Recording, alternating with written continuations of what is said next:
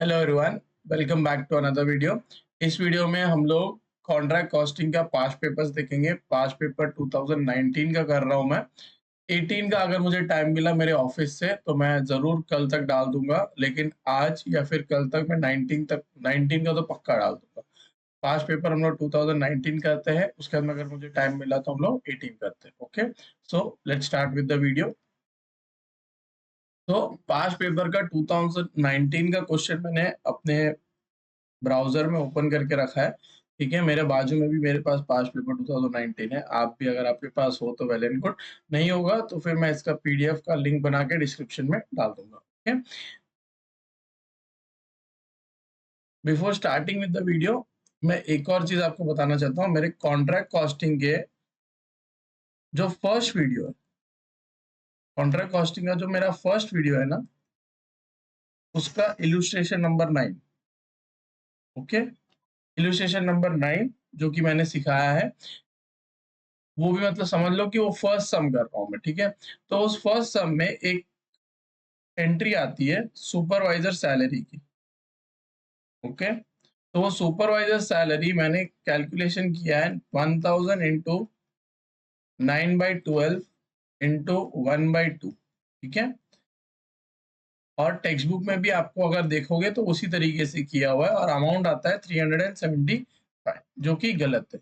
Okay, text book का भी गलत है और मैंने समझाते समय भी मैंने गलत समझाया। ओके, तो ये 1000 पर मंथ है।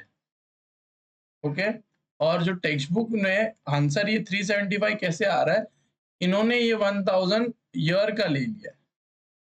ओके, तो जब आप इसको 1000 ईयर का लोगे तो उसको आप 9 से मल्टीप्लाई करके 12 से डिवाइड करोगे, राइट? या फिर ऐसा कर सकते हो 1000 डिवाइड बाई 12 करोगे तो आपको पर मंथ मिलेगा, राइट?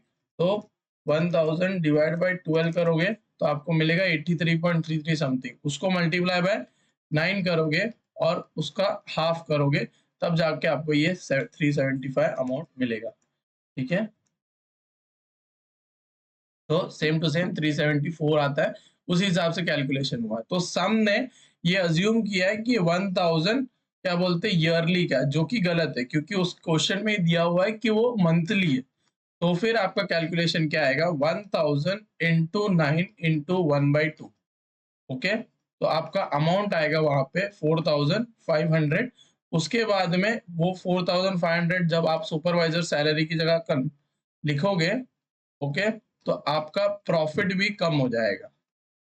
ठीक है, तो वो जो नोशनल प्रॉफिट है वो भी उतने अमाउंट से कम हो जाएगा।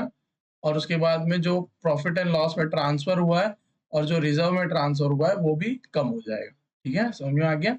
लेकिन आपका जो रेशियो है उस हिसाब से क्या बोलते हैं नोशनल प्रॉफिट से प्रॉफिट एंड लॉस में ट्रांसफर होगा, क्योंकि वो वर्क सर्टिफाइड और क्या बोलते हैं कैश रिसीव के बेसिस पे होता है। तो फिर उसका क्या बोलते हैं आपके सुपरवाइजर सैलरी से कोई लेना देना नहीं है, ना नोशनल प्रॉफिट से लेना देना है। तो आपका जो रेशियो होगा 2/3 या 1/3 जो भी है उस सम में, उस हिसाब से वो क्या बोलते जाएगा। ठीक है, तो उसका टेंशन नहीं कि कितना जाएगा, बस ये प्रॉफिट चेंज होने के बाद में ये इसका आप जब कैलकुलेशन करोगे तो नोशनल प्रॉफिट लेके कैलकुलेट करते हो ना, तो नोशनल प्रॉफिट आपका गलत है, तो उस हिसाब से आपका पीएनएल में गया वो भी गलत है और रिजर्व में गया वो भी गलत है। ठीक है, क्यों डिफरेंस है? सी वो 375 के बदले आपको लिखना है 4500। वो मेरी गलती है, मेरे को एक दोस्त ने अभी बताया। उसने पूछा मेरे को कि ये 9/12 क्यों किया है, जबकि फिर उस टाइम मेरे को लॉजिकली समझ में आ गया था कि 9/12 क्यों किया है। बट अभी मेरे को समझ में आया कि इन लोगों ने गलत किया है। इन लोगों ने इसको ईयरली अज्यूम करके ये 9/12 किया है, जबकि वो दिया हुआ है कि ये मंथली। ओके, तो वीडियो में वो छोटी सी गलती है। आप अगर यही सम आ गया तो इस हिसाब से आप गलत हो जाते हैं, इसलिए मैं आपको पहले ही बता देता हूँ। ओके, तो स्टार्टिंग में मैंने बता दिया कि ये वाला सम अगर आप इलिस्ट्रेशन नंबर 9 देखोगे तो उसमें ये गलती है और उसको आपको करेक्ट करना है। 4500 लिखने के बाद में आपको जो प्रॉफिट आएगा उसको उस हिसाब से बांट देना। ओके, सो अभी हम लोग पास्ट पेपर का सोल्यूशन करते हैं। ओके, तो हमारा फर्स्ट क्वेश्चन है question number 2। A form of contractor commenced X Y Z contract, मतलब एक्स भी है वाई भी है जेड भी है, 1 अप्रैल 1 अक्टूबर और 1 जैन। ठीक है, तो ये हो गया 1 अप्रैल, ये हो गया 1 अक्टूबर, ये हो गया 1 जैन। ओके, उसके बाद में आपको सब डिटेल्स दी हुई है। The plant are installed on the respective date and depreciation to be provided on at 10%, ठीक है। तो जो प्लांट इंस्टॉल हुआ है वो कॉन्ट्रैक्ट के लिए इंस्टॉल हुआ है। मैं आपको इस सम में आपको दोनों तरीके से दिखा दूंगा। आप प्लांट इंस्टॉल ये डायरेक्टली लिखते हो, जैसा प्लांट इशूड एट कमेंसमेंट, मैंने जो प्लांट की एंट्रीज बताई है उस हिसाब से, या फिर आप डायरेक्टली डेप्रिसिएशन लिखते हो, उससे कोई फर्क नहीं पड़ेगा, क्योंकि इस सम में आपको दिया नहीं हुआ है कि प्लांट इशूड एट कमेंसमेंट है या नहीं। तो आप डेप्रिसिएशन भी लिखते हो तो कोई प्रॉब्लम नहीं बनेगा, ठीक है। तो अभी हम लोग करते हैं इस सम का सोल्यूशन।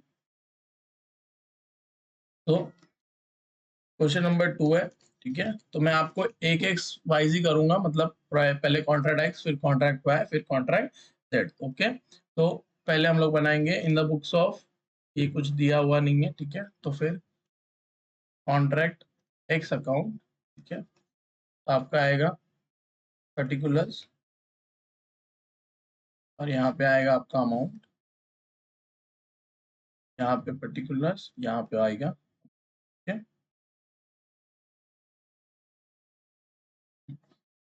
सो स्टार्ट करो।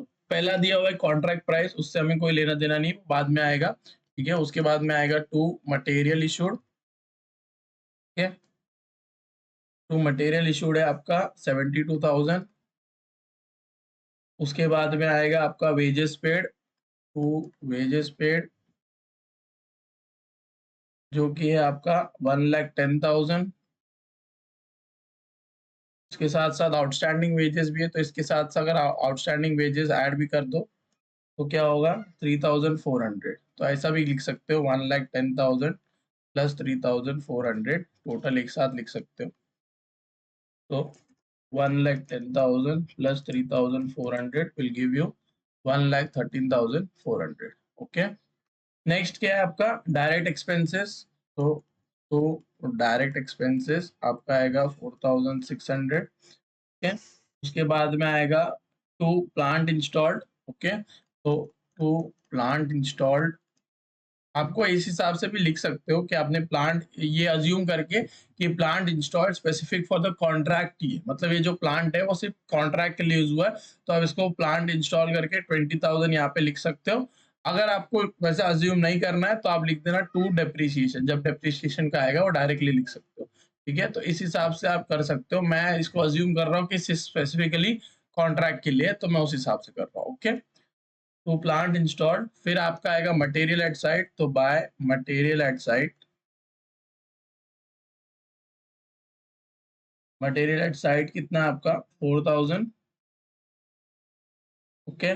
फिर वर्क सर्टिफाइड है आपका, तो बाय वर्क इन प्रोग्रेस, उसमें से आएगा वर्क सर्टिफाइड आपका, ओके। तो वर्क सर्टिफाइड कितना है, परसेंटेज ऑफ कॉन्ट्रैक्ट प्राइस वो छोड़ो, कितना है 2,00,000 रुपया। फिर है वर्क अनसर्टिफाइड,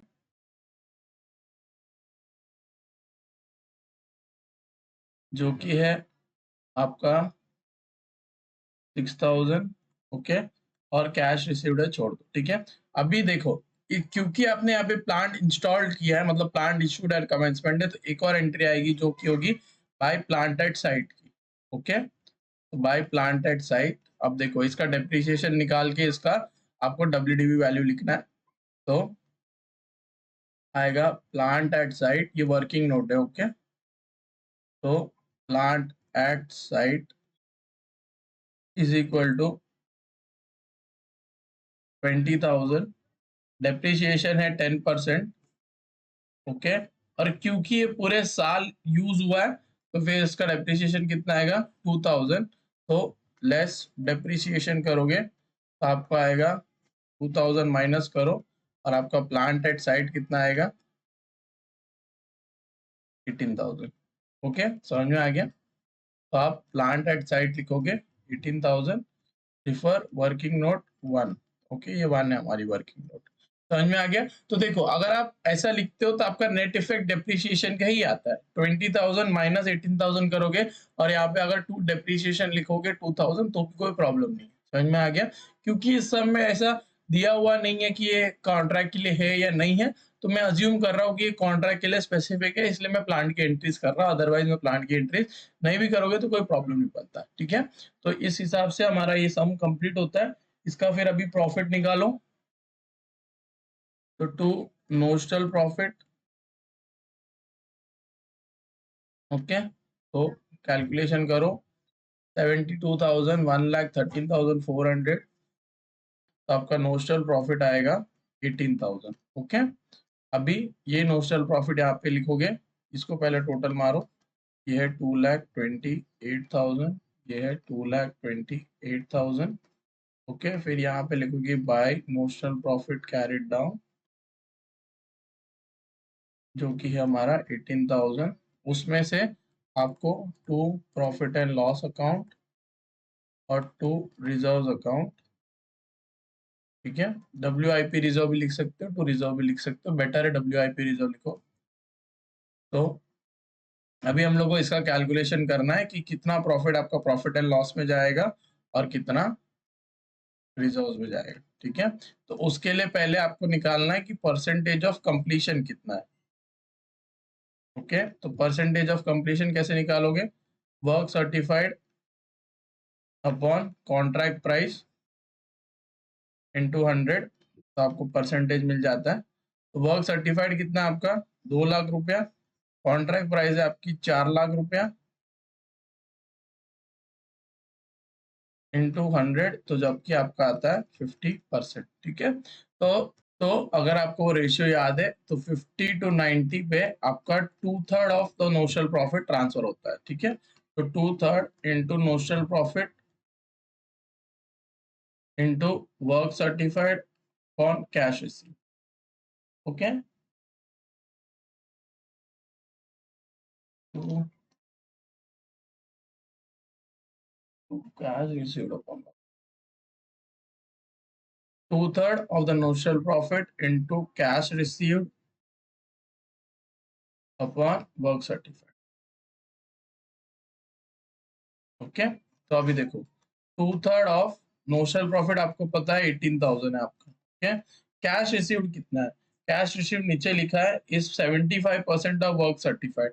तो 2,00,000 का जब आप 75% करोगे तो आपको कैश रिसीव्ड मिल जाएगा, और वर्क सर्टिफाइड कितना आपका 2,00,000, ठीक है। तो इस हिसाब से जो आप कैलकुलेट करोगे, ये 18,000 है, सॉरी, इंटू 2,00,000 का 75% कितना होता है 1,50,000, ठीक है, और डिवाइड बाई 2,00,000, ठीक है, और जब इसको आप कैलकुलेट करोगे तो आपको अमाउंट आएगी 9,000, ठीक है। 2 into 18,000 into 1,50,000 divide by 3 divide by 2,00,000 gives me 9,000। सो आप प्रॉफिट एंड लॉस में कितना ट्रांसफर करोगे 9,000, और रिजर्व में कितना ट्रांसफर करोगे 9,000। तो इस हिसाब से आपका ये फर्स्ट पार्ट खत्म होता है कॉन्ट्रैक्ट एक्स। उसके बाद में आपको कॉन्ट्रैक्ट वाई और कॉन्ट्रैक्ट जेड बनाना है, तो वो हम लोग बनाते हैं। अभी आप बनाओगे कॉन्ट्रैक्ट वाई अकाउंट। इसको आप ऐसे भी कर सकते हो कि एक साथ बना सकते हो, बट क्योंकि वो बहुत कंफ्यूजिंग हो जाएगा इसलिए मैं आपको अलग अलग बना के दे रहा हूँ, ठीक है। पार्टिकुलर्स अमाउंट, पर्टिकुलर्स अमाउंट, ठीक है। तो सेम है, आपको फटाफट लिख देता हूँ मैं यहाँ पे। तो मटेरियल इशूड कितना है आपका 29,000, उसके बाद में आएगा टू वेजेस पेड, आपका आएगा 56,200, फिर आएगा टू आउटस्टैंडिंग वेजेस, इसके साथ ऐड करके लिखो तो बेटर है, बट मैं फटाफट लिख रहा हूँ इसलिए अलग अलग लिखा, कोई प्रॉब्लम नहीं बनता। बट तो उसके बाद में वेजेस पेड के बाद में आएगा to direct expenses, direct expenses है आपका 1,600, डायरेक्ट एक्सपेंसेस हो गया। उसके बाद में आएगा to plant installed, plant installed है आपका 8,000, फिर आएगा material at site, material at site आपका है 2,000, उसके बाद में आएगा बाय वर्क इन प्रोग्रेस, उसमें से आएगा फर्स्ट है वर्क सर्टिफाइड, वर्क सर्टिफाइड है आपका 80,000, फिर लिखोगे आप वर्क अनसर्टिफाइड जो कि है आपका 4,000, ठीक है। तो अभी आप पहले दिखा दो, इसमें देखो, इसमें शायद लॉस ही आएगा, तो देख लेते हैं। 29,000। इसमें एक चीज और भूल गए हम लोग, बाय प्लांट एट साइट जो डेप्रिसिएशन आएगा वो प्लांट एट साइट। ओके, तो प्लांट इंस्टॉल्ड कितना है हमारा, प्लांट का वैल्यू कितना है 8,000, ठीक है। उसमें से डेप्रिसिएशन जाएगा, डेप्रिसिएशन जाएगा 8,000 इंटू 10%, ये तो पक्का है। बट क्योंकि ये 1 अक्टूबर से स्टार्ट हुआ है कॉन्ट्रैक्ट, तो इसलिए ये सिर्फ हाफ महीने का डेप्रिसिएशन होगा, 6 महीने का। ओके, तो 8,000 इंटू 10% इंटू 6 डिवाइड बाई 12 करोगे तो आपको यहाँ पे आएगा 400, और आपका प्लांट एट साइट की वैल्यू आएगी 7,600। ओके, तो ये आएगा 7,600। तो कंटिन्यू करते हैं, इसको टोटल मारो, 29,000 plus 56,200 plus 1,800 plus 1,600 plus 8,000 minus 2,000 minus 80,000 minus 4,000 minus 7,600। तो जब आप ये कैलकुलेट करोगे तो आपको 3,000 लॉस आएगा, वो डायरेक्टली आपका प्रॉफिट एंड लॉस अकाउंट में चले जाएगा 3,000, क्योंकि ये आपका कॉन्ट्रैक्ट अकाउंट का रूल है कि जो आपका प्रॉफिट होता है उसको तो आपको अपोर्शन करना होता है जिस रेशियो में वर्क सर्टिफाइड है, ठीक है। बट क्योंकि आपको लॉस हो गया तो आपको डायरेक्टली उसको ट्रांसफर करना पड़ता है पीएनएल में, तो एक्सपेंस ऑफ करना पड़ता है जो भी आपका लॉस है जिस टाइम हुआ है उस टाइम आपको डायरेक्टली उसको एक्सपेंस ऑफ करना है। तो इसमें हम लोग ये नहीं निकालेंगे कि कितना आपका लॉस हुआ है, कितना आपका पीएनएल में जाएगा और कितना आपका क्या बोलते हैं वो अगले साल पीएनएल में जाएगा, वो उसका कोई कॉन्सेप्ट नहीं है। लॉस में, प्रॉफिट में वो कॉन्सेप्ट है, लॉस में वो कॉन्सेप्ट नहीं लागू होता। ओके, तो ये आपका कॉन्ट्रैक्ट वाई बन गया। उसके बाद में अभी हम लोग जेड बनाएंगे और इस हिसाब से हम लोग ये सम खत्म करेंगे। ओके, इसका अमाउंट आता है 96,600। ओके, अभी हम लोग करेंगे कॉन्ट्रैक्ट,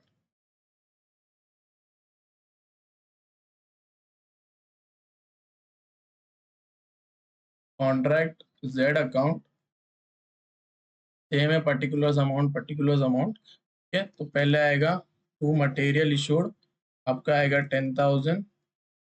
उसके बाद में आएगा टू वेजेस जो कि है 7,000। फिर आएगा आउटस्टैंडिंग वेजेस, ऐड करके लिखना। ओके, एग्जाम में ऐड करके लिखना, यहाँ पे मैं समझाने के लिए आपको डायरेक्टली लिख रहा हूँ। फिर उसके बाद में टू डायरेक्ट एक्सपेंसेस आपका आएगा 600। उसके बाद में टू प्लांट इंस्टॉल, चलो इस लेकिन मैंने पूरा वो कर लिया है। तो नेक्स्ट है आपका प्लांट इंस्टॉल, तो टू प्लांट इंस्टॉल जो कि है 6,000। ओके, उसके बाद में आएगा बाय मटेरियल एट साइट जो कि है आपका 1,000। बाय वर्क सर्टिफाइड है आपका, सॉरी वर्क इन प्रोग्रेस आएगा, उसमें से आपका आएगा वर्क सर्टिफाइड जो कि है आपका 18,000। उसके बाद में आपका वर्क अनसर्टिफाइड है 1,050। और अभी एक और एंट्री लिखनी पड़ेगी बाय प्लांट एट साइट की। Okay, so plant at site आपको कैलकुलेशन करना है, 6,000 है, ठीक है। उसमें से आपका डेप्रीशिएशन निकालोगे, डेप्रीशिएशन कैसे कैलकुलेट करोगे, 6,000 का 10%। बट क्योंकि ये जनवरी को स्टार्ट हुआ है तो जनवरी फरवरी मार्च सिर्फ 3 महीने का ही डेप्रीशिएशन लगेगा। ओके, तो 6,000 into 10% into 3 divide by 12 will get 150। Okay, so 150 minus 6,000, you'll get 5,850, which will be the plant at site. Okay, so 5,850 will be the plant at site, and now you have to calculate the profit. तो मेरे हिसाब से इसमें profit ही आएगा, let's calculate 1,000 plus 18,000 plus 150 plus 5,850, we'll get 25,900 in the credit side minus 10,000 minus 7,000 minus 800 minus 600 minus 6,000, तो 1,500 आपका क्या आएगा, प्रॉफिट आएगा। ये होगा आपका नोशनल प्रॉफिट, क्या है ये 1,500। तो उसके बाद में यहाँ पे लिखोगे by notional profit carried down जो कि आएगा 1,500, और इसके अंदर से आपको किसमें क्या क्या ट्रांसफर करना है वो देखते हैं पहले। तो आपका परसेंटेज ऑफ कंप्लीशन आप पहले फाइंड आउट करोगे, जो कि है work certified upon contract price. तो वर्क सर्टिफाइड कितना है आपका 18,000, राइट, और कॉन्ट्रैक्ट प्राइस कितनी है आपकी 1,25,000। तो अमाउंट निकालो 18,000 divide by 1,25,000 which is just 14.4%. That means it is less than 25%, and if there is, and if the profit is, and if the work certified is less than 25%, that the notional profit directly किस में जाएगा, आपका reserves में जाएगा। ठीक है, तो ये डायरेक्टली क्या जाएगा, WIP रिजर्व अकाउंट। समझ में आ गया? क्योंकि आपका 25% लेस है, तो आपका जो कंडीशन है वो क्या बोलता है कि जो आपका नोशनल प्रॉफिट है उसका पूरा अमाउंट आपका इसमें जाएगा, रिजर्व में जाएगा। ठीक है, तो इस तरीके से हमारा क्वेश्चन नंबर 2 हो गया। इसमें इतना कुछ टफ था नहीं। प्लांट इंस्टॉल्ड आपके हिसाब से आप डायरेक्टली डेप्रिसिएशन भी लिख सकते हैं यहाँ पे, क्योंकि यहाँ पे कोई स्पेसिफिकेशन नहीं किया। आप फिर नीचे लिख देना कि एज पर, आप नीचे लिख देना आपका अजम्पशन नोट लिखने कि it is assume that plant is not specific for the contract. बस अभी हम लोग करेंगे हमारा नेक्स्ट सम, क्वेश्चन नंबर 2। देखो क्वेश्चन नंबर 2 में एस्टिमेटेड कॉन्ट्रैक्ट का सम आ रहा है, ओके, जो कि आपके सिलेबस में नहीं है मेरे हिसाब से, क्योंकि मैंने सिलेबस देखा उसमें एस्टिमेटेड कॉन्ट्रैक्ट का नहीं है। लेकिन क्योंकि ये 2019 को आया है तो मैं रिस्क लेना नहीं चाहता, इसलिए मैं सम सॉल्व करके दूंगा। ओके, लेकिन अगर नहीं आएगा तो ऑफकोर्स ही बात है ये सम आपको नहीं आने वाला, बट क्योंकि अगर 2019 को दिया है और पोर्शन भी 2019 का रेलेवेंट है, तो फिर इस हिसाब से फिर मैं ये सब आपको करके दूंगा। ओके, तो मैंने एस्टिमेटेड कॉन्ट्रैक्ट पढ़ाया भी नहीं है कॉन्ट्रैक्ट अकाउंट में, क्योंकि वो है ही नहीं सिलेबस में, बट क्योंकि ये है तो फिर मैं इसको समझा दूंगा आपको कि कैसे, अगर आ भी गया आपको तो आप क्या बोलते हैं, रेडी रहो कि कैसे एस्टिमेटेड कॉन्ट्रैक्ट आपको करना है। ओके, सो क्वेश्चन नंबर 2 हम लोग देखते हैं, second part. So question number 2 का हम लोग सेकेंड पार्ट देखते हैं। RBL Infrastructure commenced the contract on 1st April. The contract price was 17,50,000 and it is likely to be completed on 31st December. The actual expenditure up to 31st March estimated आपको दिया हुआ है। Okay, तो देखो last में क्या पूछा है आपको, prepare contract account for the year ended 31st March and show the calculation of profit to be credited.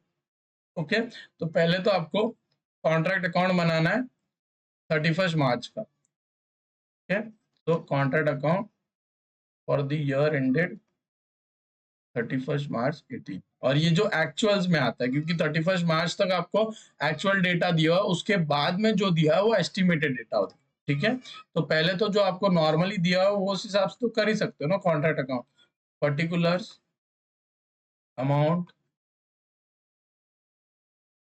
Particulars and amount. समझ में आ गया? तो नॉर्मली स्टार्ट करो। Okay, cash received, plant issued at commencement, तो पहले ही आपको दे दिया है, इधर मैं 1 क्यों लिख रहा हूँ,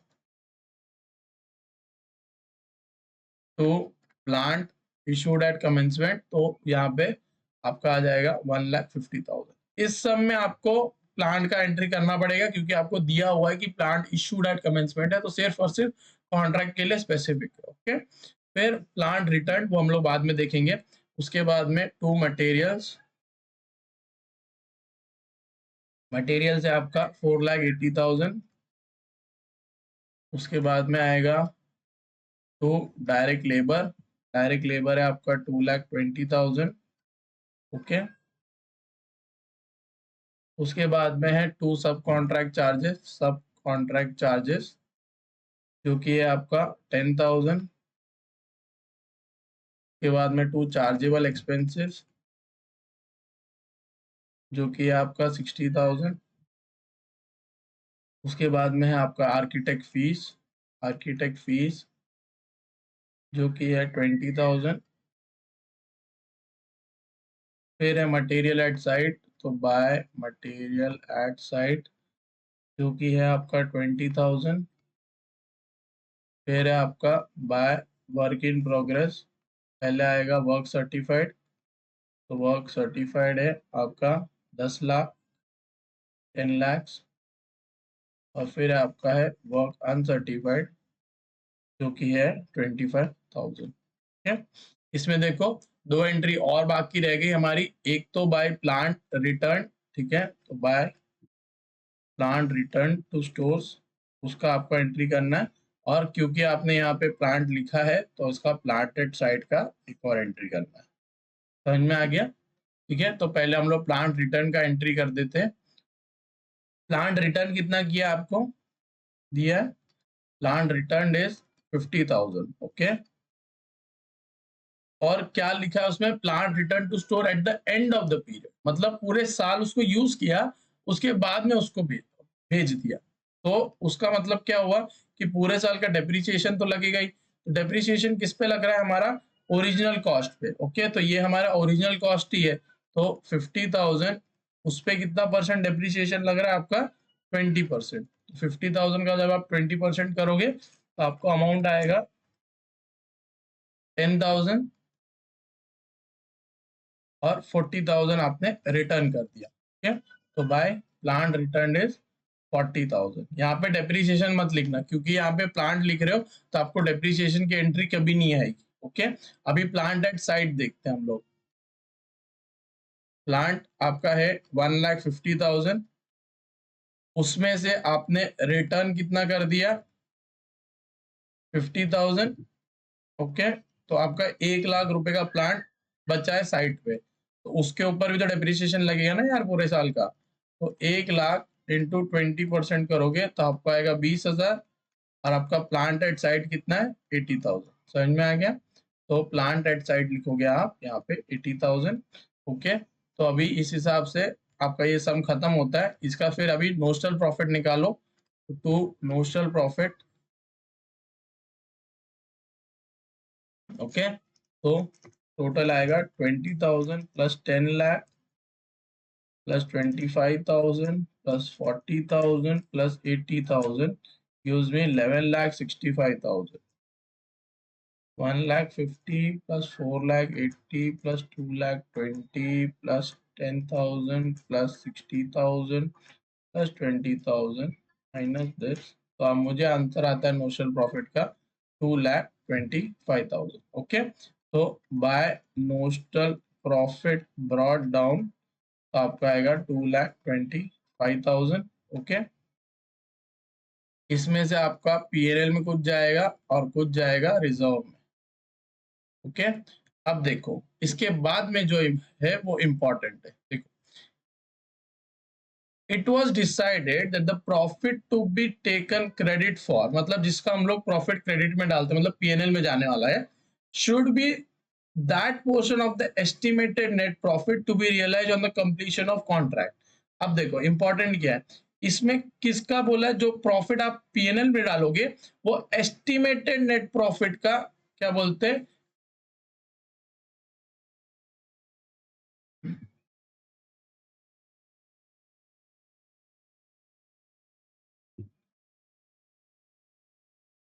वो जो आप प्रॉफिट क्रेडिट लोगे मतलब पीएनएल में डालोगे वो एस्टिमेटेड नेट प्रॉफिट होना चाहिए। समझ में आया? तो आपको एस्टिमेटेड नेट प्रॉफिट का प्रॉफिट एंड लॉस में डालोगे। ये जो आपको अमाउंट आया ये नोशनल प्रॉफिट, इसका आपको क्या बोलते हैं कैलकुलेशन नहीं करना कि 2,25,000 में से कितना आपका पीएनएल में जाएगा और कितना आपका रिजर्व में जाएगा। आपको प्रॉफिट कौन सा लेना है, आपको एस्टिमेटेड नेट प्रॉफिट लेना है। और एस्टिमेटेड नेट प्रॉफिट कब निकलेगा, जब आप ये कॉन्ट्रैक्ट खत्म करोगे, मतलब आप एस्टिमेटेड का भी जब कॉन्ट्रैक्ट अकाउंट बनाओगे उसमें जो प्रॉफिट आएगा उसका जो आप कैलकुलेशन करोगे पीएनएल और रिजर्व का, वो जो पीएनएल में आएगा वो यहाँ पे आएगा। समझ में आया? वो यहाँ पे आएगा। तो ये इंपॉर्टेंट, इसमें ये इंपॉर्टेंस है। मैं आपको बताता हूँ कैसे करेंगे, पर इतना समझ में आ गया। ये इसका एक पॉइंट ये बहुत इंपॉर्टेंट है, अगर शायद आपको दूसरे सब में भी आ जाए कि ऐसा कॉन्ट्रैक्ट अकाउंट दिया हो और एस्टिमेशन दिया हो, एस्टिमेटेड प्रॉफिट ऐसा नॉर्मली दिया हो, आप फिर कंफ्यूज हो जाओगे कि मुझे ये वाला प्रॉफिट लेना है जो कि मैंने नोशनल प्रॉफिट कैलकुलेट किया उसका मेरे को पीएनएल में डालना है, या फिर ये एस्टिमेटेड प्रॉफिट दिया हुआ है उसका मुझे डालना है। तो ये एस्टिमेटेड प्रॉफिट जब ये पॉइंट दिया है कि इट वाज डिसाइडेड, मतलब इन्होंने डिसाइड किया कि जो पीएनएल में जाएगा वो एस्टिमेटेड नेट प्रॉफिट की कैलकुलेशन से जाएगा, जो नोशनल प्रॉफिट है उसके कैलकुलेशन से नहीं जाएगा। समझ में आ गया? तो अभी हम लोग एस्टिमेटेड कॉन्ट्रैक्ट बनाते हैं, उसके बाद में हम लोग ये कैलकुलेशन करते हैं, ठीक है? तो देखो, एस्टिमेशन बनाने के लिए इतना याद रखना, आप बनाओगे memorandum contract account, memorandum contract account, okay, for the year ending 31 March 12/18, okay. इसमें सेम आएगा particulars amount, particulars amount, okay. ये वाला पार्ट आपके एग्जाम में नहीं है मोस्ट प्रोबेबली, बट क्योंकि 2019 में मैं सिखा रहा हूँ, ओके। तो देखो, ये अभी अगले साल का है, तो जो आपका वर्क इन प्रोग्रेस है ये सब कहाँ आएगा? इसमें आएगा, ठीक है। तो मटेरियल एट साइड क्या है? मटेरियल एट साइड आपका 20,000, राइट। फिर आएगा टू वर्क इन प्रोग्रेस, उसमें से पहले आएगा वर्क सर्टिफाइड जो कि है 10 लाख, ओके। और फिर आएगा वर्क अनसर्टिफाइड जो कि है आपका 25,000, ओके। और फिर आएगा टू प्लांट एट साइड जो कि है आपका प्लांट एट साइड कितना वैल्यू आया? 80,000, तो आपका 80,000 यहाँ पे आ जाएगा। समझ में आ गया? और देखो, फिर अगर आप नॉर्मली करते तो कौन सा वाला आप reserve, WIP reserve brought down करते? ये वाला, राइट। लेकिन क्योंकि अभी तक हम लोगों ने इसका कैलकुलेशन नहीं किया है, तो आप क्या बोलते हैं, क्रेडिट साइड में कौन सा प्रॉफिट डालोगे? ये वाला प्रॉफिट डालोगे, ओके। तो आपका नोशनल प्रॉफिट कितना है? बाय नोशनल प्रॉफिट है 2,25,000। समझ में आ गया? तो एक और इम्पोर्टेंट पॉइंट यहाँ पे कि हम लोग हमेशा जब नेक्स्ट ईयर का बनाते हैं कॉन्ट्रैक्ट तो कौन सा डालते हैं? रिजर्व डालते हैं, राइट, क्योंकि वो WIP है, तो WIP हमको ट्रांसफर करना रहता है।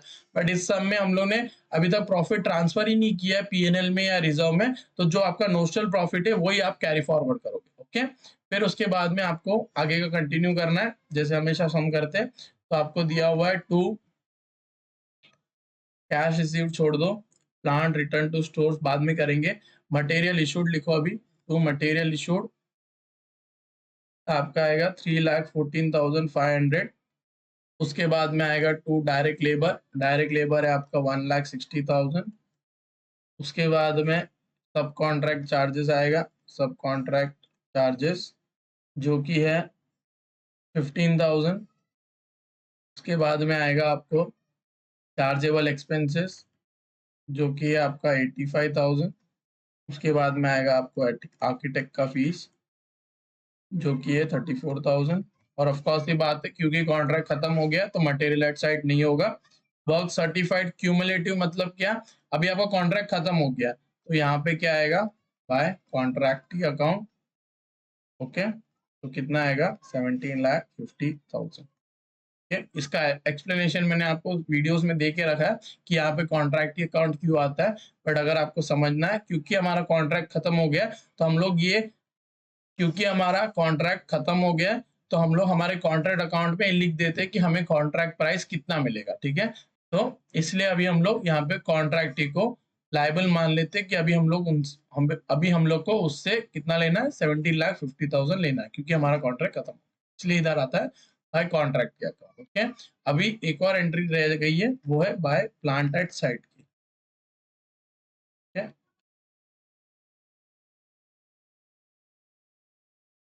तो देखो, सॉरी, प्लांट एट साइट नहीं आएगा इधर, प्लांट रिटर्न आएगा, बाय प्लांट रिटर्न, ओके। क्योंकि आपका 1,00,000 रुपया उसके बाद में लिखा है कि प्लांट रिटर्न हो गया, ठीक है। तो देखो, प्लांट रिटर्न आपको अमाउंट निकालना है, ओके। उसके अंदर आपको डेप्रीसिएशन निकलेगा, ओके। तो आपका अभी प्लांट का वैल्यू कितना है? 80,000, समझ में आ गया। लेकिन आपको डेप्रीसिएशन निकालना है, तो डेप्रीसिएशन किस पे निकल रहा है? आपको दिया हुआ है plant is subjected to annual depreciation of 20%, तो ऑन ओरिजिनल कॉस्ट। और ओरिजिनल कॉस्ट कितनी है? जितना आप जिसका आप रिटर्न कर रहे हो प्लांट 1,00,000, तो 1,00,000 का आपको आएगा 20%। समझ में आ गया? फॉर कितने मंथ? आपने कितने महीने वो प्लांट इस्तेमाल किया है? 9 मंथ्स, तो 9 डिवाइड बाय 12। समझ में आ गया? तो 1,00,000 इंटू 20% इंटू 9 डिवाइड बाय 12, तो आपको अमाउंट डेप्रिसिएशन की आएगी 15,000। और आप रिटर्न कितना कर रहे हो 65,000। समझ में आ गया? तो इस हिसाब से कैलकुलेट करना, तो ये आएगा 65,000। अभी देखते हैं इसका प्रॉफिट कितना निकलता है। 2,25,000 plus 17,50,000 and plus 65,000 which will give me 20,40,000। तो यहाँ पे आपका आ रहा है 20,40,000। ओके, तो यहाँ पे क्योंकि ये एस्टिमेटेड है जो आपने कॉन्ट्रैक्ट बनाया, तो इधर एस्टिमेटेड प्रॉफिट आएगा। ठीक है, तो अभी हम लोग देखते हैं इसका अमाउंट कितना आता है। 20,40,000 में से आप 10 लाख माइनस करो, उसमें से 25,000 माइनस करो, उसके बाद में 20,000 भी माइनस करो मटेरियल एट साइड, उसके बाद में 80,000 minus 3,14,500 minus 1,60,000 minus 15,000 minus 85,000 and minus 34,000। एक और पॉइंट मैंने मिस कर दिया यहाँ पे, that 9,000 would be sufficient to meet contingency। अब देखो इस सम में ये वाला पॉइंट, ओके, इस पॉइंट का कोई रिलेवेंस नहीं बनता क्योंकि that the 9,000 would be sufficient to meet contingency, इधर कुछ तो होना चाहिए। ओके, इसके पहले आपको कुछ तो ऐसा देना चाहिए जिससे कि आपको पता चले कि किसका क्या बोलते हैं ये कंटिजेंसी मीट करना है। ओके, लेकिन क्योंकि कंटिजेंसी लिखा है मतलब क्या, फ्यूचर में, ओके, कंटिजेंट लायबिलिटी क्या होता है कि जो लायबिलिटी आगे होगी डिपेंडिंग ऑन द जो इवेंट होगा उसके ऊपर, राइट। तो हम लोग किसकी बात कर रहे हैं, फ्यूचर की बात कर रहे हैं, और फ्यूचर में से तो यही कॉन्ट्रैक्ट के बारे में बात हो रही है। ये वाला एक्चुअल में हो गया, अगर एक्चुअली होता तो ये 9,000 एज अ लायबिलिटी होती, राइट, पे कर दी होती, बट क्योंकि यहाँ पे कंटिजेंसी लिखा है तो ये हम लोग फ्यूचर की बात कर रहे हैं। ओके, तो ये 9,000 किसके लिए है, फ्यूचर में कोई कंटिजेंसी होगी उसके लिए हम लोग प्रोविजन बना रहे हैं, इसलिए यहाँ पे ये 9,000 का आपको प्रोविजन बुक करना पड़ेगा। ओके, तो टू प्रोविजन ऑन कंटिजेंसीज जो कि है 9,000। समझ में आ गया? क्योंकि कंटिजेंसी लिखा हुआ है तो वो तो समझ में आ गया कि फ्यूचर का है, बट किसके लिए कौन सी कंटिजेंसी है दैट द 9,000 मेरे को तो समझ में नहीं आया, ना क्वेश्चन में भी मतलब ऐसा कुछ दिया हुआ नहीं है इसके आगे कि किसके लिए कंटिजेंसी है, बट आपको इतना समझ में आना चाहिए कि ये कंटिजेंसी मतलब फ्यूचर है। तो फ्यूचर का मतलब कौन सा कॉन्ट्रैक्ट बना रहे हो, एस्टिमेटेड फ्यूचर ही है, राइट। एस्टिमेटेड जो कॉन्ट्रैक्ट बना रहे हो वो फ्यूचर कॉन्ट्रैक्ट ही बना रहे हो, वो एक्चुअल में हुआ नहीं है, तो इसलिए 9,000 किस में बुक करोगे आप, एस्टिमेटेड कॉन्ट्रैक्ट में बुक करो। ठीक है, तो अभी इसका कैलकुलेशन करो तो आपको एस्टिमेटेड प्रॉफिट आएगा 2,97,500। समझ में आ गया? अब वो पॉइंट का रेलेवेंस मैं बताता हूँ। It was decided that the profit to be taken credit for should be the portion of the estimated net profit। मतलब जो क्रेडिट लेंगे वो किसका प्रॉफिट लेंगे हम लोग, एस्टिमेटेड नेट प्रॉफिट का क्रेडिट लेंगे। समझ में आ गया? तो ये इंपॉर्टेंट पार्ट था इसमें। ठीक है, तो अभी हम लोग उसका प्रॉफिट का कैलकुलेशन करते हैं।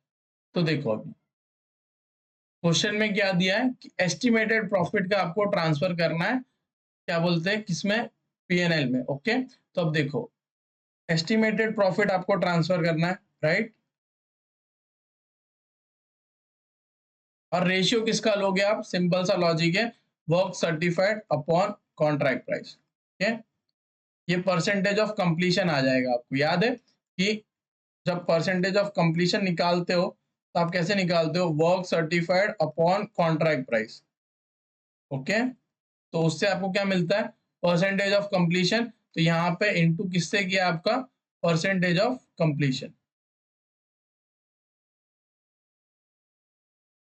ओके, क्योंकि ये तो अभी तक कॉन्ट्रैक्ट कंप्लीट नहीं हुआ है तो हम लोग इसमें ये बता रहे हैं कि जो एस्टिमेटेड प्रॉफिट है, ओके, उसका कितना परसेंटेज आपका इसमें जाना चाहिए पीएनएल में, और उसका बेसिस क्या है, ये परसेंटेज ऑफ कंप्लीशन उसका बेसिस है। ठीक है, आप ये फॉर्मूला पे बिल्कुल मत जाना, इस पॉइंट की वजह से आपको जो भी वो 2/3 1/3 दिया हुआ है मैंने, वो उसका रेलेवेंस नहीं है। ओके, इस पॉइंट की वजह से उसका कोई रेलेवेंस नहीं बनता है। ओके, तो आप इतना सोचना मत कि ये ऐसा फॉर्मूला कैसे आ गया, तो जब आपको वो पॉइंट आएगा तो ये लॉजिकली याद रखना कि जो आपका प्रॉफिट जो क्रेडिट होगा आप एस्टिमेटेड नेट प्रॉफिट लोगे। ठीक है, और किसका प्रोपोर्शन लोगे आप, परसेंटेज ऑफ कंप्लीशन का प्रोपोर्शन लोगे। एस्टिमेटेड नहीं आने वाला, बट ये पॉइंट आ सकता है, पॉइंट इंपॉर्टेंट है, बहुत अच्छा पॉइंट है, ठीक है। तो एस्टिमेटेड प्रॉफिट कितना है आपका 2,97,500, तो 2,97,500 इनटू परसेंटेज ऑफ कंप्लीशन बना के भी लिख सकते हो, बट यहाँ पे अगर ऐसा लिखना है तो आप ऐसे भी लिख सकते हो। तो कितना आएगा, work certified is 10 lakh and contract price is 17,50,000, okay. तो ये आपका वर्क सर्टिफाइड आ जाता है, राइट। तो 2,97,500 into 10 lakh divide by 17,50,000, you will get 1,70,000 as profit to be credit taken, okay। so P&L में कितना आएगा आपका 1,70,000, ओके। और बाकी जो बच गया वो रिजर्व्स में कितना आएगा -2,25,000, तो रिजर्व्स में कितना आएगा आपका 55,000। समझ में आ गया। तो इस हिसाब से आपको सम करना है, ये इंपॉर्टेंट, बहुत इंपॉर्टेंट पॉइंट था, ठीक है, क्योंकि इस सम में एक ही पॉइंट इंपॉर्टेंट है जो कि है आपका ये वाला कि the plant is subjected to it was decided that the profit to be taken credit of was the estimated net profit, okay। और उसका रेशियो क्या बनेगा, to be realized on completion which the certified value of work as on 31 bears the contract price। तो यहाँ पे लिखा हुआ है कि which the certified value of work on 31 March bears to the contract price। तो इसका रेशियो भी आपको दे के रखा है कि सर्टिफाइड वैल्यू जो होगी, मतलब work certified divide by bears to मतलब डिवाइड हो जाएगा bears to the contract price, ठीक है। तो इसलिए हम लोग ये रेशियो लेते हैं यहाँ पे, work certified upon contract price, okay. तो इस तरीके से हमारा सेकंड सम भी हो गया, जो कि मुश्किल है क्या आना, क्योंकि पोर्शन में तो नहीं दिया, बट ये इंपॉर्टेंट पॉइंट जरूर है, ओके। तो यहाँ पे 2,97,000 का आपने work certified upon contract price का रेशियो निकाला, और ये 1,70,000 यहाँ पे ट्रांसफर होगा, ओके। और उसके बाद में 2,25,000 से 50 क्या बोलते हैं 1,70,000 माइनस करोगे तो 55 आएगा। 2,97,000 का सिर्फ एक ही कैलकुलेशन था कि आपको ये प्रॉफिट कितना जाएगा प्रॉफिट एंड लॉस में, वो निकालने के लिए। बाकी आपको 2,97,000 नहीं देखना, आपको देखना है 2,25,000 जो इस कॉन्ट्रैक्ट का नोशनल प्रॉफिट है, ठीक है। समझ में आ गया, क्योंकि ये एक्चुअली हो चुका है, ये आपने एस्टिमेशन लगाया, ये एस्टिमेशन लगाया, जो कि एस्टिमेशन चेंज हो सकता है। तो ये आपको इसका प्रॉफिट का आपको रिजर्व में ट्रांसफर नहीं करना है। ये जो प्रॉफिट है, ठीक है, इसमें से आपने प्रॉफिट एंड लॉस तो किस बेसिस पे किया, एस्टिमेटेड प्रॉफिट में जो क्वेश्चन में दिया हुआ था। बाकी जो बच गया वो इससे माइनस करना, ओके। 2,97,500 से माइनस नहीं करना, ठीक है। समझ में आ गया। अभी हम लोग करते हैं हमारा क्वेश्चन नंबर 3। तो अभी हम लोग करेंगे क्वेश्चन नंबर 3, ओके। ये है प्रोसेस अकाउंट के बारे में। KPBL limited is manufacturing a process. उसमें 3 प्रोसेसेस है, A, B एंड C। नीचे आपको दिया है कि वो जो आउटपुट निकलेगा और डायरेक्टली आपका नेक्स्ट प्रोसेस में जाएगा और डायरेक्टली फिनिश स्टॉक में बनाया जाएगा। आपको सिर्फ बनाना है प्रोसेस अकाउंट्स, ओके। तो आपको बनाना है प्रोसेस A, प्रोसेस B और प्रोसेस C का अकाउंट, बस। प्रोसेस A अकाउंट, ठीक है, पर्टिकुलर्स, क्वांटिटी, रेट और अमाउंट, ठीक है। सेम यहाँ पे भी आएगा, particulars, quantity, rate and amount, ठीक है। तो प्रोसेस ए में डायरेक्टली स्टार्ट करते हैं। देखो यहाँ पे फर्स्ट पॉइंट में गलती कर दी है कि नंबर ऑफ यूनिट्स प्रोड्यूस लिख दिया है, okay. Number of units produce नहीं है, वो नंबर ऑफ यूनिट्स इंट्रोड्यूस्ड है, क्योंकि उसके बाद में आपको आउटपुट दिया हुआ है। तो आउटपुट मतलब क्या हुआ, उस टाइम प्रोड्यूस हुआ। तो जो ऊपर वाला दिया हुआ है वो आपको क्या है, इंट्रोड्यूस, मतलब इनपुट कितना है, ओके। तो यहाँ पे आप लिखोगे टू इनपुट कितना आएगा 2000 यूनिट्स 12 की रेट पे, आपका टोटल कैलकुलेशन आएगा 2000 इंटू 12 विच गिव्स मी 24,000, ठीक है। फिर आएगा आपका नेक्स्ट, देखो cost per unit output, normal loss वो जाने दो, स्क्रैप वैल्यू बाद में देखेंगे। फिर आएगा प्रोसेस मटेरियल, ठीक है। तो टू प्रोसेस मटेरियल जो कि आपका 10,400। उसके बाद में आएगा टू वेजेस जो कि है आपका 8,000। फिर आएगा आपका डायरेक्ट एक्सपेंसेस जो कि है आपका 6,000। और उसके बाद में 2 आएगा मैन्युफैक्चरिंग ओवरहेड्स जो कि है आपका 2,000, ठीक है। उसके बाद में एक और चीज रह गई, बाय नॉर्मल लॉस। तो by normal loss, normal loss is 5% of the unit introduce, देखो वहां पे लिखा है यूनिट इंट्रोड्यूस, तो फिर वो जो 2000 है ये वाला वो यूनिट इंट्रोड्यूस ही हो सकता है।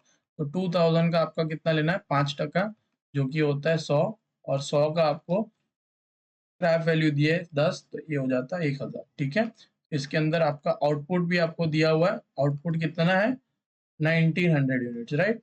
तो अगर आप कैलकुलेशन करोगे तो इनपुट का तो आपको नॉर्मल लॉस और अब नॉर्मल गेन, अब नॉर्मल लॉस और अब नॉर्मल गेन तो है नहीं।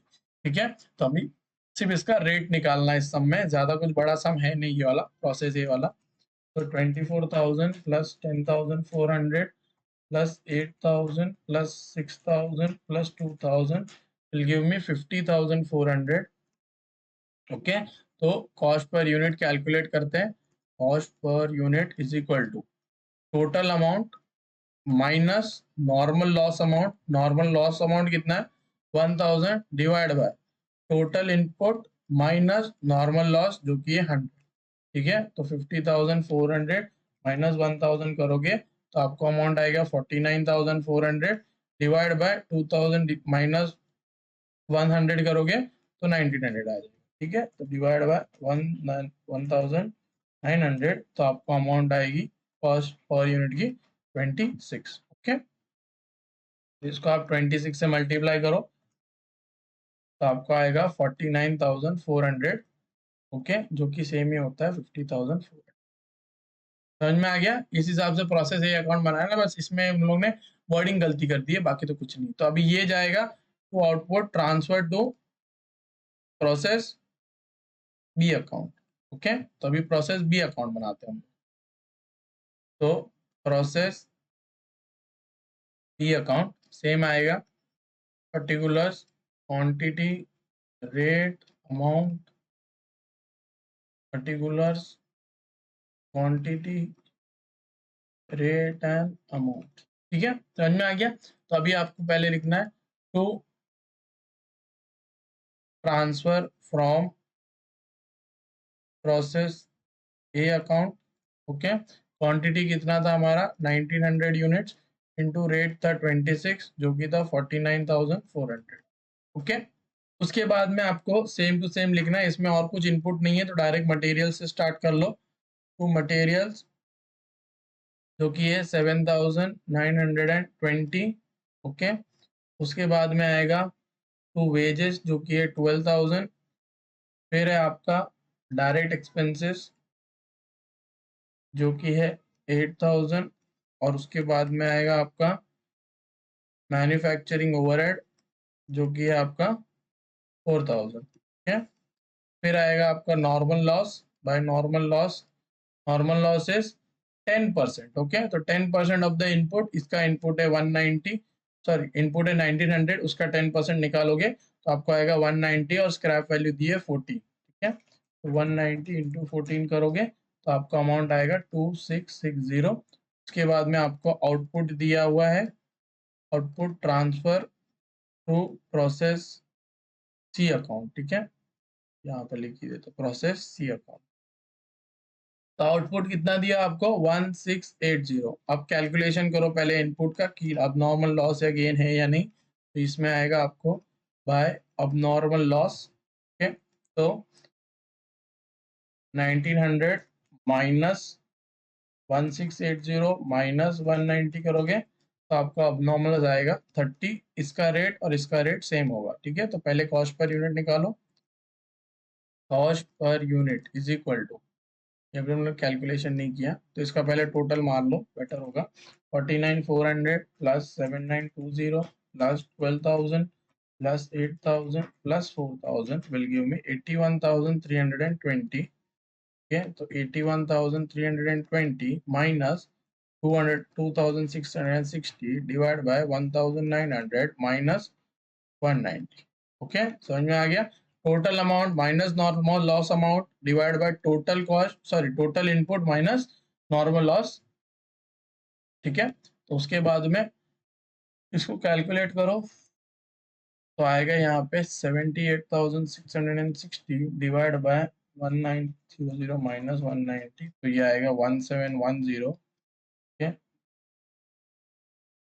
78,660 divide by 1010 gives me 46 rupees. Okay, यहाँ पे आएगा 46, यहाँ पे आएगा 46. Okay, 1680 into 46 will give me 77,280 and this will give me 1380. ठीक है, और आपका ये टोटल तो सेम ही रहेगा. ये हो गया. ये आपका अभी जाएगा प्रोसेस सी में. अभी प्रोसेस सी बनाते हैं. प्रोसेस सी अकाउंट सेम ही आएगा. Particulars, quantity, rate, amount, particulars, quantity, rate and amount. ठीक है, तो to transfer from process B account आपका इनपुट कितना था 1680 @ 46 जो कि है आपका 77280. ठीक है, उसके बाद में तो सेम ही आप कंटिन्यू कर सकते हो. इसमें भी आपका और कोई इनपुट नहीं है, तो यहाँ पे आएगा टू मटेरियल 11,428. उसके बाद में आएगा to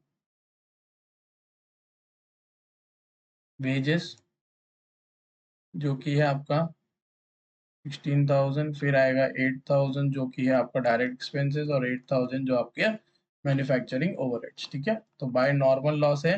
normal loss is 15% of 1680, right. 1680 का 15% आप जब करोगे तो आपको मिल जाएगा 1680 15% विल गेट एज 252. ठीक है, और आपका रेट कितना है 30 रुपया. इंटू 20 करो तो आपका आंसर आएगा 5040. ओके, आपका by output transfer to finish stock account. Okay, तो आउटपुट कितना दिया आपको 1470. ओके, तो अभी जब आप प्लस करोगे तो 252 + 1470 will give you 1722 which is more than 1680 minus 1680. Then you will get 2 abnormal gain which is 42 units. Okay, तो इसका आपको अमाउंट निकालना है और इसका कॉस्ट पर यूनिट, दोनों का कॉस्ट पर यूनिट निकालना है. ठीक है, तो cost per unit is equal to 77,280 plus 11428 plus 16,000 plus 8,000 plus 8,000 which gives me 120708. 120708 minus the normal loss amount which is 5040 divided by 1680 minus the normal loss 252. Okay, तो minus 5040 करोगे तो आपको आएगा 115668 divide by 1680 minus 252 gives me 1428. okay, तो 115668 divided by 1428 gives me 81 rupees. Okay, ये आएगा 81, ये आएगा 81. ठीक है, तो 42 into 81 gives me 3,402 rupees and 1470 into 81 gives me 117,600. Okay, इसको अभी टोटल मार दो. टोटल तो टैली होना चाहिए. Plus 5040 gives me 122,640. This will also be 122,640. ठीक है, समझ में आ गया. तो इस तरीके से हम लोग ने ये वाला क्वेश्चन भी खत्म कर दिया. Question number 3. प्रोसेस 3 ही प्रोसेस बनाने, इतना याद रखना. प्रोसेस अकाउंट ही बनाने, फिनिश स्टॉक का अकाउंट नहीं बनाना. तो आपको जितना पूछा उतना ही बनाओ, ज्यादा कोई टफ था नहीं, नॉर्मली सम था. ओके, ये वाला इंपॉर्टेंट सम है. ओके, ये ट्रांसफर वाला है, मतलब इंटर प्रोसेस ट्रांसफर तो नहीं है ये वाला सम इंपॉर्टेंट है. ओके, क्योंकि इसमें इंटर प्रोसेस ट्रांसफर वाला सम आ रहा है. ठीक है, तो 20% ऑन द ट्रांसफर प्राइस. तो ये वाला इंपॉर्टेंट है, जो कि मैंने नहीं सिखाया है, तो मैं इसी सम से आपको सिखा दूंगा कैसे आपको ये इस टाइप के सम्स करने. ओके, तो देखते हैं अभी हम लोग क्वेश्चन नंबर 3. ओके, तो क्वेश्चन नंबर 3 हम लोग कर रहे हैं. A product passes through 3 processes. Before its completion, the output of each process charged to the next process at a price calculated at 20% on the transfer price. ठीक है, तो कितना, अगर जो नेक्स्ट प्रोसेस में जा रहा है वो कितना परसेंट प्रॉफिट के साथ जा रहा है, 20%, ठीक है। The output of process 3 is transfer to finish, there is no work in progress, stock as each process is valued at prime cost. Important क्या है यहाँ पे आपका, यहाँ पे इंपॉर्टेंट है प्राइम कॉस्ट। जो स्टॉक है, मतलब ये जो आपका स्टॉक है वो किस पे वैल्यूड है, प्राइम कॉस्ट पे वैल्यूड है, ठीक है। समझ में आ गया। The following data is available. तो अभी देखो सॉल्व कैसे करोगे आप, particular cost profit total, particulars cost profit total. समझ में आ गया, क्योंकि यहाँ पे आप प्रॉफिट ट्रांसफर कर रहे हो तो इस तरीके से आपको टेबल बनाना है। समझ में आ गया। तो प्रोसेस ये कौन सा है, 1, ये प्रोसेस 1 है, उसके अंदर 2 बनाएंगे फिर 3 बनाएंगे। सिंपल होगा, इतना टफ नहीं है, बट कैसे बनाते वो इम्पोर्टेंट। तो स्टार्टिंग करोगे आप किससे, टू डायरेक्ट मटेरियल। तो डायरेक्ट मटेरियल का डायरेक्टली कॉस्ट ही है, इसमें प्रॉफिट एडेड नहीं है, तो ये 20,000 डायरेक्टली टोटल में लिख देना। उसके बाद में टू डायरेक्ट वेजेस जो कि है 30,000, ये भी प्रॉफिट में, प्रॉफिट के साथ नहीं है, ये 30,000 यहाँ पे आ गया। ओके, अब देखो ये आपका क्या हो जाता है, prime cost. Okay, prime cost हो गई। तो प्राइम कॉस्ट आपकी कितनी है, 50,000 इसमें से, ठीक है। समझ में आ गया, 50,000 आपकी प्राइम कॉस्ट है। इसमें से आपने स्टॉक कुछ रिटेन किया है, तो स्टॉक ऑन 31 मार्च 2018, तो ये आपका क्या हो गया, क्लोजिंग स्टॉक हो गया। तो closing stock, okay, closing stock आपका कितना है 10,000, तो ये माइनस हो जाएगा। इसके अंदर अभी कोई प्रॉफिट एडेड नहीं है क्योंकि ये स्टार्टिंग है, इसके अंदर अभी तक इसमें प्रॉफिट एडेड नहीं है, तो ये भी आपका प्रॉफिट एडेड नहीं है, तो इसमें भी प्रॉफिट डैश हो जाएगा, ठीक है। तो आपका टोटल कितना बचता है, 40,000 और 40,000। ओके, अब इसके अंदर, अभी ये आपका क्या हो गया, ये आप आउटपुट ट्रांसफर करने वाले, लेकिन आउटपुट के बाद, आउटपुट के अंदर आप कितना परसेंट प्रॉफिट डाल रहे हो, 20% ऑन ट्रांसफर प्राइस। अब इंपॉर्टेंट यहाँ पे ये देख लो कि ये अभी तक ट्रांसफर प्राइस नहीं है, ये अभी तक कॉस्ट है, राइट। कॉस्ट के साथ में जब आप प्रॉफिट डालोगे तब आपको वो क्या मिलेगा, ट्रांसफर प्राइस। समझ में आ गया, लॉजिक समझा। ये कॉस्ट है, कॉस्ट के साथ में जब प्रॉफिट डालोगे तो वो जो प्राइस होगी वो ट्रांसफर प्राइस होगी ना, वो प्राइस आप ट्रांसफर करोगे दूसरे प्रोसेस में। इसमें अभी तक कॉस्ट आया, इसके साथ प्रॉफिट ऐड करना 20%, प्रॉफिट ऐड करेंगे तो ट्रांसफर प्राइस आएगा। लेकिन आपको प्रॉफिट किस पे कैलकुलेट करके दिया हुआ है, ट्रांसफर प्राइस पे। समझ में आया, तो आपको ये 20% दिया कि 20% ऑन इस प्राइस पे कैलकुलेट करो, 20% ऑन कॉस्ट पे कैलकुलेट नहीं करो, ऐसा नहीं दिया है, ठीक है। तो हम लोग इसको कॉस्ट में कन्वर्ट करेंगे। तो देखो 20% ऑन व्हाट, ट्रांसफर प्राइस, ठीक है। तो 20% ऑन ट्रांसफर प्राइस, तो मतलब 20% को कैसे लिख सकते हो, 1/5 लिख सकते हो, राइट। 20 डिवाइड बाय 100 करोगे तो आपको क्या आएगा, 1/5। तो 1/5 ऑफ ट्रांसफर प्राइस, मतलब इसको ट्रांसफर प्राइस समझ लो कि 1/5 ऑफ सेल्स है। ओके, तो सेल्स में से जब मैं प्रॉफिट माइनस करूंगा तो मुझे क्या मिलता है, कॉस्ट मिलता है, सही। तो अभी इस 1/5 में से आप कैसे सॉल्व करोगे, कॉस्ट निकालना है तो 1 divide by 5 minus 1, 1 divide by 5 minus 1 into cost, ठीक है। तो इसमें से आप लोग देखो ट्रांसफर प्राइस कितना, 5 रुपये आपका प्राइस है, ये 100 है, जैसे 20% मतलब क्या हुआ, 20 ऑफ 100, मतलब 100 रुपए का अगर प्राइस होगा उसमें से 20 रुपया प्रॉफिट होगा।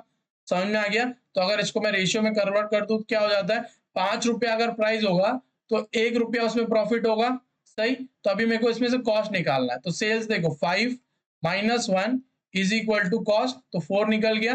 तो कैसे मैंने किया, 1 डिवाइड बाय 5 माइनस 1, तो मुझे कॉस्ट मिल गया। तो 1/5 और, तो मुझे कॉस्ट मिल गया 1/5 ऑफ, सॉरी 1/4 ऑफ कॉस्ट। समझ में आ गया ये कैलकुलेशन कैसे किया। अगर आपको नहीं भी समझता है ऐसा, तो आप ऐसा भी कर सकते हो कि आप इसको ऐसा कर सकते, cost plus profit is equal to sales. Okay, मतलब सेल्स मतलब ट्रांसफर प्राइस हो गया। तो आपको 20% ऑफ व्हाट निकालना है, ट्रांसफर प्राइस। तो इसको समझ लो ये 100 ले लो, ठीक है। तो 20% ऑफ 100 कितना होगा 20, और ये आपका कितना आ जाएगा 80, राइट। तो 80 प्लस 20 करोगे तो 100 आ जाएगा, सही। अभी इसको सॉल्व करो। आपका ट्रांसफर प्राइस तो आपको पता नहीं है, बट आपको कॉस्ट पता है कितनी है 40,000, राइट। तो 40,000 इसको आप क्रॉस मल्टीप्लाई कर लो, ओके। तो 40,000 इंटू 20 डिवाइड बाय 80 करोगे तो आपको अमाउंट आ जाएगी 10,000, और आपका सेल्स आ जाएगा 50। समझ में आ गया। तो प्रॉफिट कितना है आपका 10,000। इस तरीके से भी कर सकते हो, और अगर आपको ये मेथड भी समझ में आए तो ये भी मेथड कर सकते हो, ठीक है। ये वाला भी मेथड है और ये वाला भी मेथड है, दोनों पे मैं बता दिया, ठीक है। तो आपका प्रॉफिट कितना ऐड हो रहा है इसमें 10,000, ओके। तो 10,000 आपका यहाँ पे प्रॉफिट हो रहा है, और ये जो आपका है ये आप ट्रांसफर कर रहे हो, ये आ जाएगा 50,000, ये 10,000, और ये आएगा कॉस्ट 40,000, ठीक है। तो बाय लिखो, by transfer to process two account कितना आएगा 40,000, 10,000 प्लस 50,000।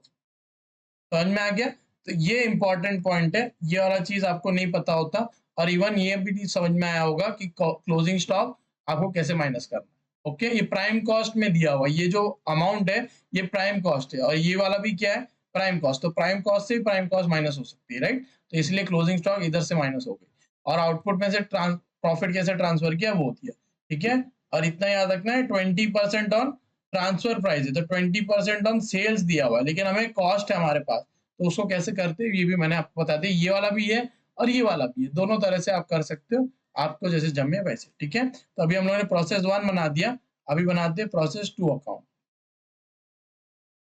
ओके। तो सेम बनाओगे, particulars cost profit total, particulars cost profit total, okay.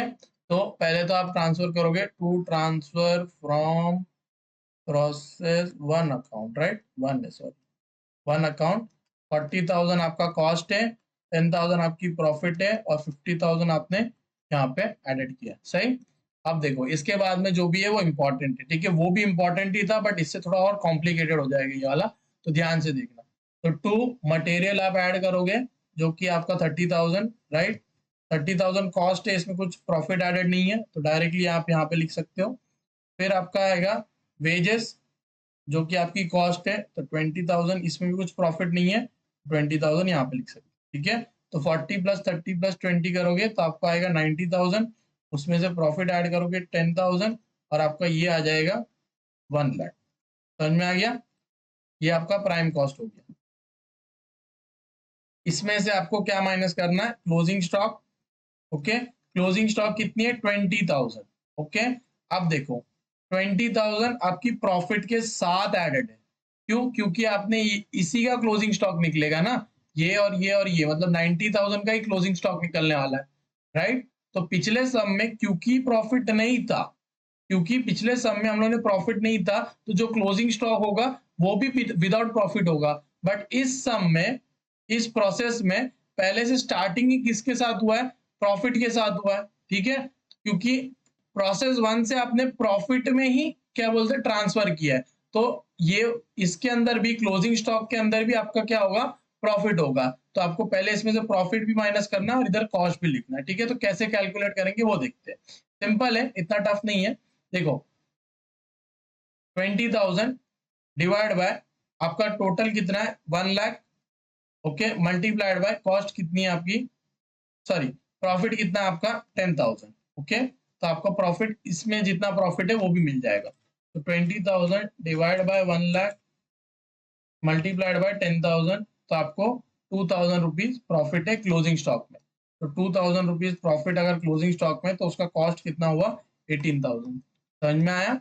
ये बहुत इंपॉर्टेंट है, ये 2 लाख, सॉरी ये 20,000। समझ में आ गया। तो ये बहुत इंपॉर्टेंट है कि इसके अंदर ये आपका 20,000 कॉस्ट पे वैल्यूड नहीं है, ओके। ये आपका इसके अंदर प्रॉफिट इंक्लूडेड है, तो उसमें से आपको पहले प्रॉफिट माइनस करना है, फिर आपका कॉस्ट निकलेगा, ओके। तो प्रोसेस 2 और प्रोसेस 3 में इसी तरीके से आपको करना है क्लोजिंग स्टॉक। प्रोसेस 1 में क्योंकि वो डायरेक्टली आपका क्या बोलते हैं कॉस्ट ही है, क्योंकि इसमें अभी तक प्रॉफिट ऐड नहीं हुआ, आपने डायरेक्टली इधर से स्टार्ट किया है, तो इसलिए इसके अंदर प्रॉफिट एडेड नहीं होता है। लेकिन प्रोसेस 2 में आप यहाँ से ट्रांसफर कर रहे हो, राइट? प्रोसेस 1 से आप ट्रांसफर कर रहे हो जो कि प्रॉफिट में ट्रांसफर हो रहा है, तो आपके क्लोजिंग स्टॉक में भी तो प्रॉफिट होगा ना, तो इस हिसाब से आपको प्रॉफिट माइनस करके लिखना है। तो 90,000 माइनस 18,000 करोगे तो आपका आएगा 72,000, 10 माइनस 2 इज 8,000 और तीसरा आएगा 80,000। समझ में आ गया? इसके अंदर आपको सिंपल सा है 20% आपको प्रॉफिट ऐड करना है। Okay, profit on transfer price. तो अभी तक ये भी ट्रांसफर प्राइस नहीं है क्योंकि हम लोग को ट्रांसफर प्राइस निकालनी पड़ेगी। सिंपल सा लॉजिक है, राइट? तो कैसे निकालोगे आप? वही पहले वाला, cost plus profit divide by मतलब is equal to transfer price.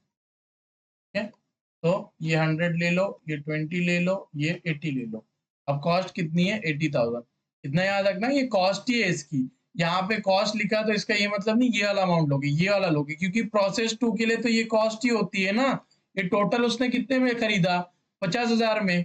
ठीक है, प्रोसेस 1 ने कितने में बेचा उसको? 50,000 में। तो प्रोसेस 2 के लिए वो 50,000 कॉस्ट हो गई ना। 40,000 तो हम लोग इसलिए लिख रहे हैं ना क्योंकि इस सब में आपको पूछा है कि प्रॉफिट कितना होगा हर स्टेज में आपको बताना है, तो इसलिए प्रॉफिट यहाँ पे लिख रहे हैं। अदरवाइज नहीं भी लिखोगे तो जब अगर नहीं पूछा तो नहीं लिखना, बट कॉस्ट होगी नहीं, 50,000 इसकी कॉस्ट होगी, 40,000 कॉस्ट नहीं होगी। समझ में आ गया? क्योंकि प्रोसेस 2 प्रोसेस 1 से 50,000 में खरीद रहा है, 40,000 में नहीं खरीद रहा है, तो 50,000 इसकी कॉस्ट होती है। मतलब 80,000 ये वाली लाइन पकड़ना, ठीक है, टोटल वाली। तो कॉस्ट कितना होता है हमारा? 80,000, उसमें से प्रॉफिट निकालो, 80,000 इंटू 20 डिवाइड बाई 80 करोगे तो प्रॉफिट कितना आपका? 20,000। ठीक है, तो ट्रांसफर प्राइस आपकी कितनी है? 1 लाख। समझ में आ गया? तो अभी प्रॉफिट कितना ऐड करोगे? 20,000, इसमें भी 20,000, तो आप 72,000 कॉस्ट प्लस 28,000 आपकी प्रॉफिट, और ये हो जाएगा आपका 1 लाख। समझ में आ गया? अभी ये ट्रांसफर किधर करोगे आप? प्रोसेस 3 में। यहाँ पे लिखो by process 3 account, by transfer to process 3 account 72,000, 28,000, 1 lakh. Okay, तो इस सम में, इस पार्ट में एक तो क्लोजिंग स्टॉक जिसमें आपको प्रॉफिट निकालना है क्योंकि इसके अंदर प्रॉफिट इंक्लूडेड है। ठीक है, 20,000 में अज्यूम्ड है कि प्रॉफिट इंक्लूडेड है। और सेकंड, ये आपको यहाँ पे कॉस्ट मतलब ये नहीं लिखना है, आपको कॉस्ट मतलब ये लिखना है क्योंकि प्रोसेस 2 के लिए ये 50,000 टोटल कॉस्ट होती है। ये तो हम लोग बाइफरकेशन इसलिए कर रहे हैं क्योंकि सम में आपको पूछा वैसा। फिर हम लोग करेंगे प्रोसेस 3 अकाउंट। ओके, तो particulars, cost, profit, total, same यहाँ पे भी आएगा, particulars, cost, profit and total. ठीक है, तो यहाँ पे लिखोगे to transfer from process 3 account which is 72,000 cost है, 28,000 आपकी प्रॉफिट है और 1 लाख आपका टोटल है। ठीक है, आपने 1 लाख पे खरीदा तो ये आपकी कॉस्ट हो जाती है। समझ में आ गया? अभी सेम यहाँ पे लिखो टू मटेरियल्स और टू डायरेक्ट वेजेस जो कि है आपका 10,000 और 40,000। तो ये आएगा 10,000, ये आएगा 40,000। कॉस्ट ही है तो इधर प्रॉफिट एडेड नहीं है, ये हो जाएगा 40,000। समझ में आ गया? ये आपकी क्या हो गई? Prime cost. प्राइम कॉस्ट, इसमें से आप क्या माइनस करोगे? Closing stock. अभी ये वाला सम भी याद रखना, इसमें भी क्लोजिंग स्टॉक में प्रॉफिट होगा ही क्योंकि आपने प्रॉफिट पे लिया। सही, तो 72,000 प्लस 10,000 प्लस 40,000 करोगे तो आपको आएगा 1,22,000, 28,000 प्रॉफिट है, तो ये करोगे तो आपको आएगा 1,50,000। ठीक है, और क्लोजिंग स्टॉक कितना है आपका? 30,000, तो 30,000 यहाँ पे आएगा। इस 30,000 में से आपको प्रॉफिट निकालना है। कैसे निकालोगे?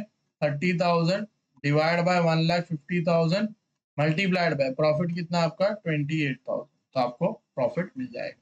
सही, तो प्रॉफिट है आपका 30,000 डिवाइड बाय 1,50,000 मल्टीप्लाइड बाय 28,000, तो आपका प्रॉफिट है 5,600। ओके, और इसमें से माइनस 30,000, तो ये आपका कॉस्ट कितना है आपका? 24,400। समझ में आ गया? इस तरीके से करना है। 1,22,000 माइनस 24,400 गिव्स मी 97,600। फिर इसको माइनस करो, 28,000 माइनस 5,600 गिव्स मी 22,400 और ये माइनस करो तो आपको आएगा 1,20,000। समझ में आ गया। अभी हम लोग आगे क्या करते हैं, सेम है इसके अंदर अभी आपको 20% प्रॉफिट ट्रांसफर करना है, प्रॉफिट ऐड करना है और लॉजिकली वही करना है। तो मैं यहाँ पे डायरेक्टली कर लेता हूँ। तो 1,20,000 ठीक है इंटू 80 डिवाइड बाय 20 करो, सॉरी इंटू 20 डिवाइड बाय 80 करो तो 1,20,000 इंटू 20 डिवाइड बाय 80 तो आपको प्रॉफिट आएगा 30,000। यहाँ पे भी 30,000 लिखो, ठीक है। 97,600 प्लस 30,000 प्लस 52 22,400 तो 30,000 प्लस 22,400 करोगे तो आपको आएगा 52,400। टोटल ऐड करोगे तो 1,00,000। ओके, तो ये आप ट्रांसफर करोगे by transfer to finish stock account. ठीक है, फिनिश्ड स्टॉक अकाउंट कितना आएगा, 1,50,000 आपका टोटल है, 52,400 आपका प्रॉफिट है और कॉस्ट है आपकी 97,600। समझ में आ गया। तो इस तरीके से आपको ट्रांसफर प्राइस का क्या बोलते हैं सम करना है। फर्स्ट वाला इजी होगा क्योंकि इसमें आपको सिर्फ इतना याद रखना है ये प्रॉफिट किसका लेना है, 20% ऑन ट्रांसफर प्राइस। तो ट्रांसफर प्राइस तो आपकी ये वाली प्राइस है, ये वाली प्राइस नहीं है, तो आपको उस हिसाब से कैलकुलेशन करना है। दो तरीके, या तो आप इस हिसाब से करो, ठीक है, जैसे मैंने किया 1/4 ऑफ कॉस्ट करो, या फिर इसके हिसाब से करो cost plus profit is equal to sales. Sales का आपको 20% लेना है, उस हिसाब से कैलकुलेशन करो तो भी चल जाएगा। लेकिन प्रोसेस 2 इज वेरी इंपॉर्टेंट क्योंकि अगर वो आपको नहीं आता है तो प्रोसेस 2 भी नहीं आएगा। तो प्रोसेस 2 में आपने ये आपकी कॉस्ट हो जाती है क्योंकि आपने खरीदा है प्रोसेस 1 से, और 1 से खरीदा है मतलब आपने टोटल 50,000 रुपए खरीदा है, तो वो आपकी कॉस्ट हो जाती है। ठीक है, और उसके बाद में ये आपने कर लिया, ये क्लोजिंग स्टॉक के अंदर ये अज्यूम्ड कि ये प्रॉफिट एडेड है। ठीक है, तो क्यों, क्योंकि ये आपने प्रॉफिट पे लिया है तो ये क्लोजिंग स्टॉक पे भी प्रॉफिट होगा, तो उसका आपका प्रॉफिट निकाल के फिर इसका कॉस्ट लिखना है। ठीक है, उसके बाद में आपको प्रॉफिट सेम जैसे ट्रांसफर प्राइस का ये वाला सम करना है, वो तो कर सकते हो। और प्रोसेस 3 भी सेम है। तो अगर आपको प्रोसेस 2 आ गया तो प्रोसेस 3 आप कर लोगे, लेकिन अगर आपको प्रोसेस 2 नहीं आता है तो प्रोसेस 3 नहीं कर पाओगे। ठीक है, इस तरीके से हमें इंटर प्रोसेस ट्रांसफर वाला करना है। ठीक है, ओके, समझ में आ गया। अभी हम लोग नेक्स्ट सम देखते हैं। ये हमारा क्वेश्चन नंबर 3 का सेकंड पार्ट था। अभी हम लोग करेंगे क्वेश्चन नंबर 4। क्वेश्चन नंबर 4, इसमें देखो आपको equivalent production statement of apportionment of cost, prepare process account, assume that the FIFO method is used for। देखो एग्जाम में FIFO वाला मेथड है ही नहीं, ओके, FIFO वाला सम है ही नहीं, तो फिर भी मैं ये सम कराऊंगा क्योंकि 2019 का है और रेलेवेंट मेरे को पता नहीं कि आ जाए नहीं आ जाए, तो आपको सिर्फ इक्विवेलेंट प्रोडक्शन कैसे निकालना वो बता दूंगा क्योंकि वो सिलेबस में है। इक्विवेलेंट प्रोडक्शन कैसे निकालते हैं वो सिलेबस में है, बाकी कुछ सिलेबस में नहीं है। ओके, कैसे निकालते हैं वो देख लेते हैं।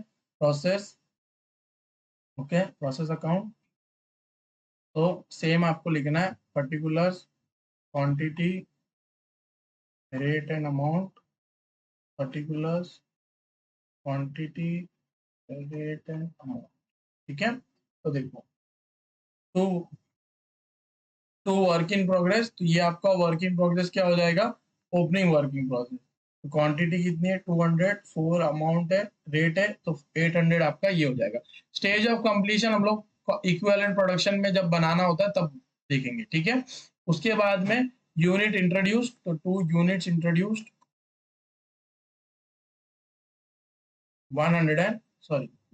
1050 यूनिट्स आपका इंट्रोड्यूस हुआ है। इसका अमाउंट नहीं दिया है, ठीक है, लेकिन हम लोग, मैं अभी जस्ट 2 सेकंड में आपको पता चल जाएगा क्या अमाउंट लेना।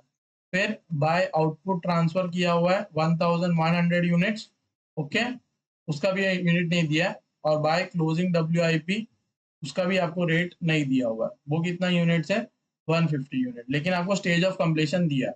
उसके बाद में आपको दिया है मटेरियल कॉस्ट, लेबर कॉस्ट और प्रोडक्शन ओवरहेड।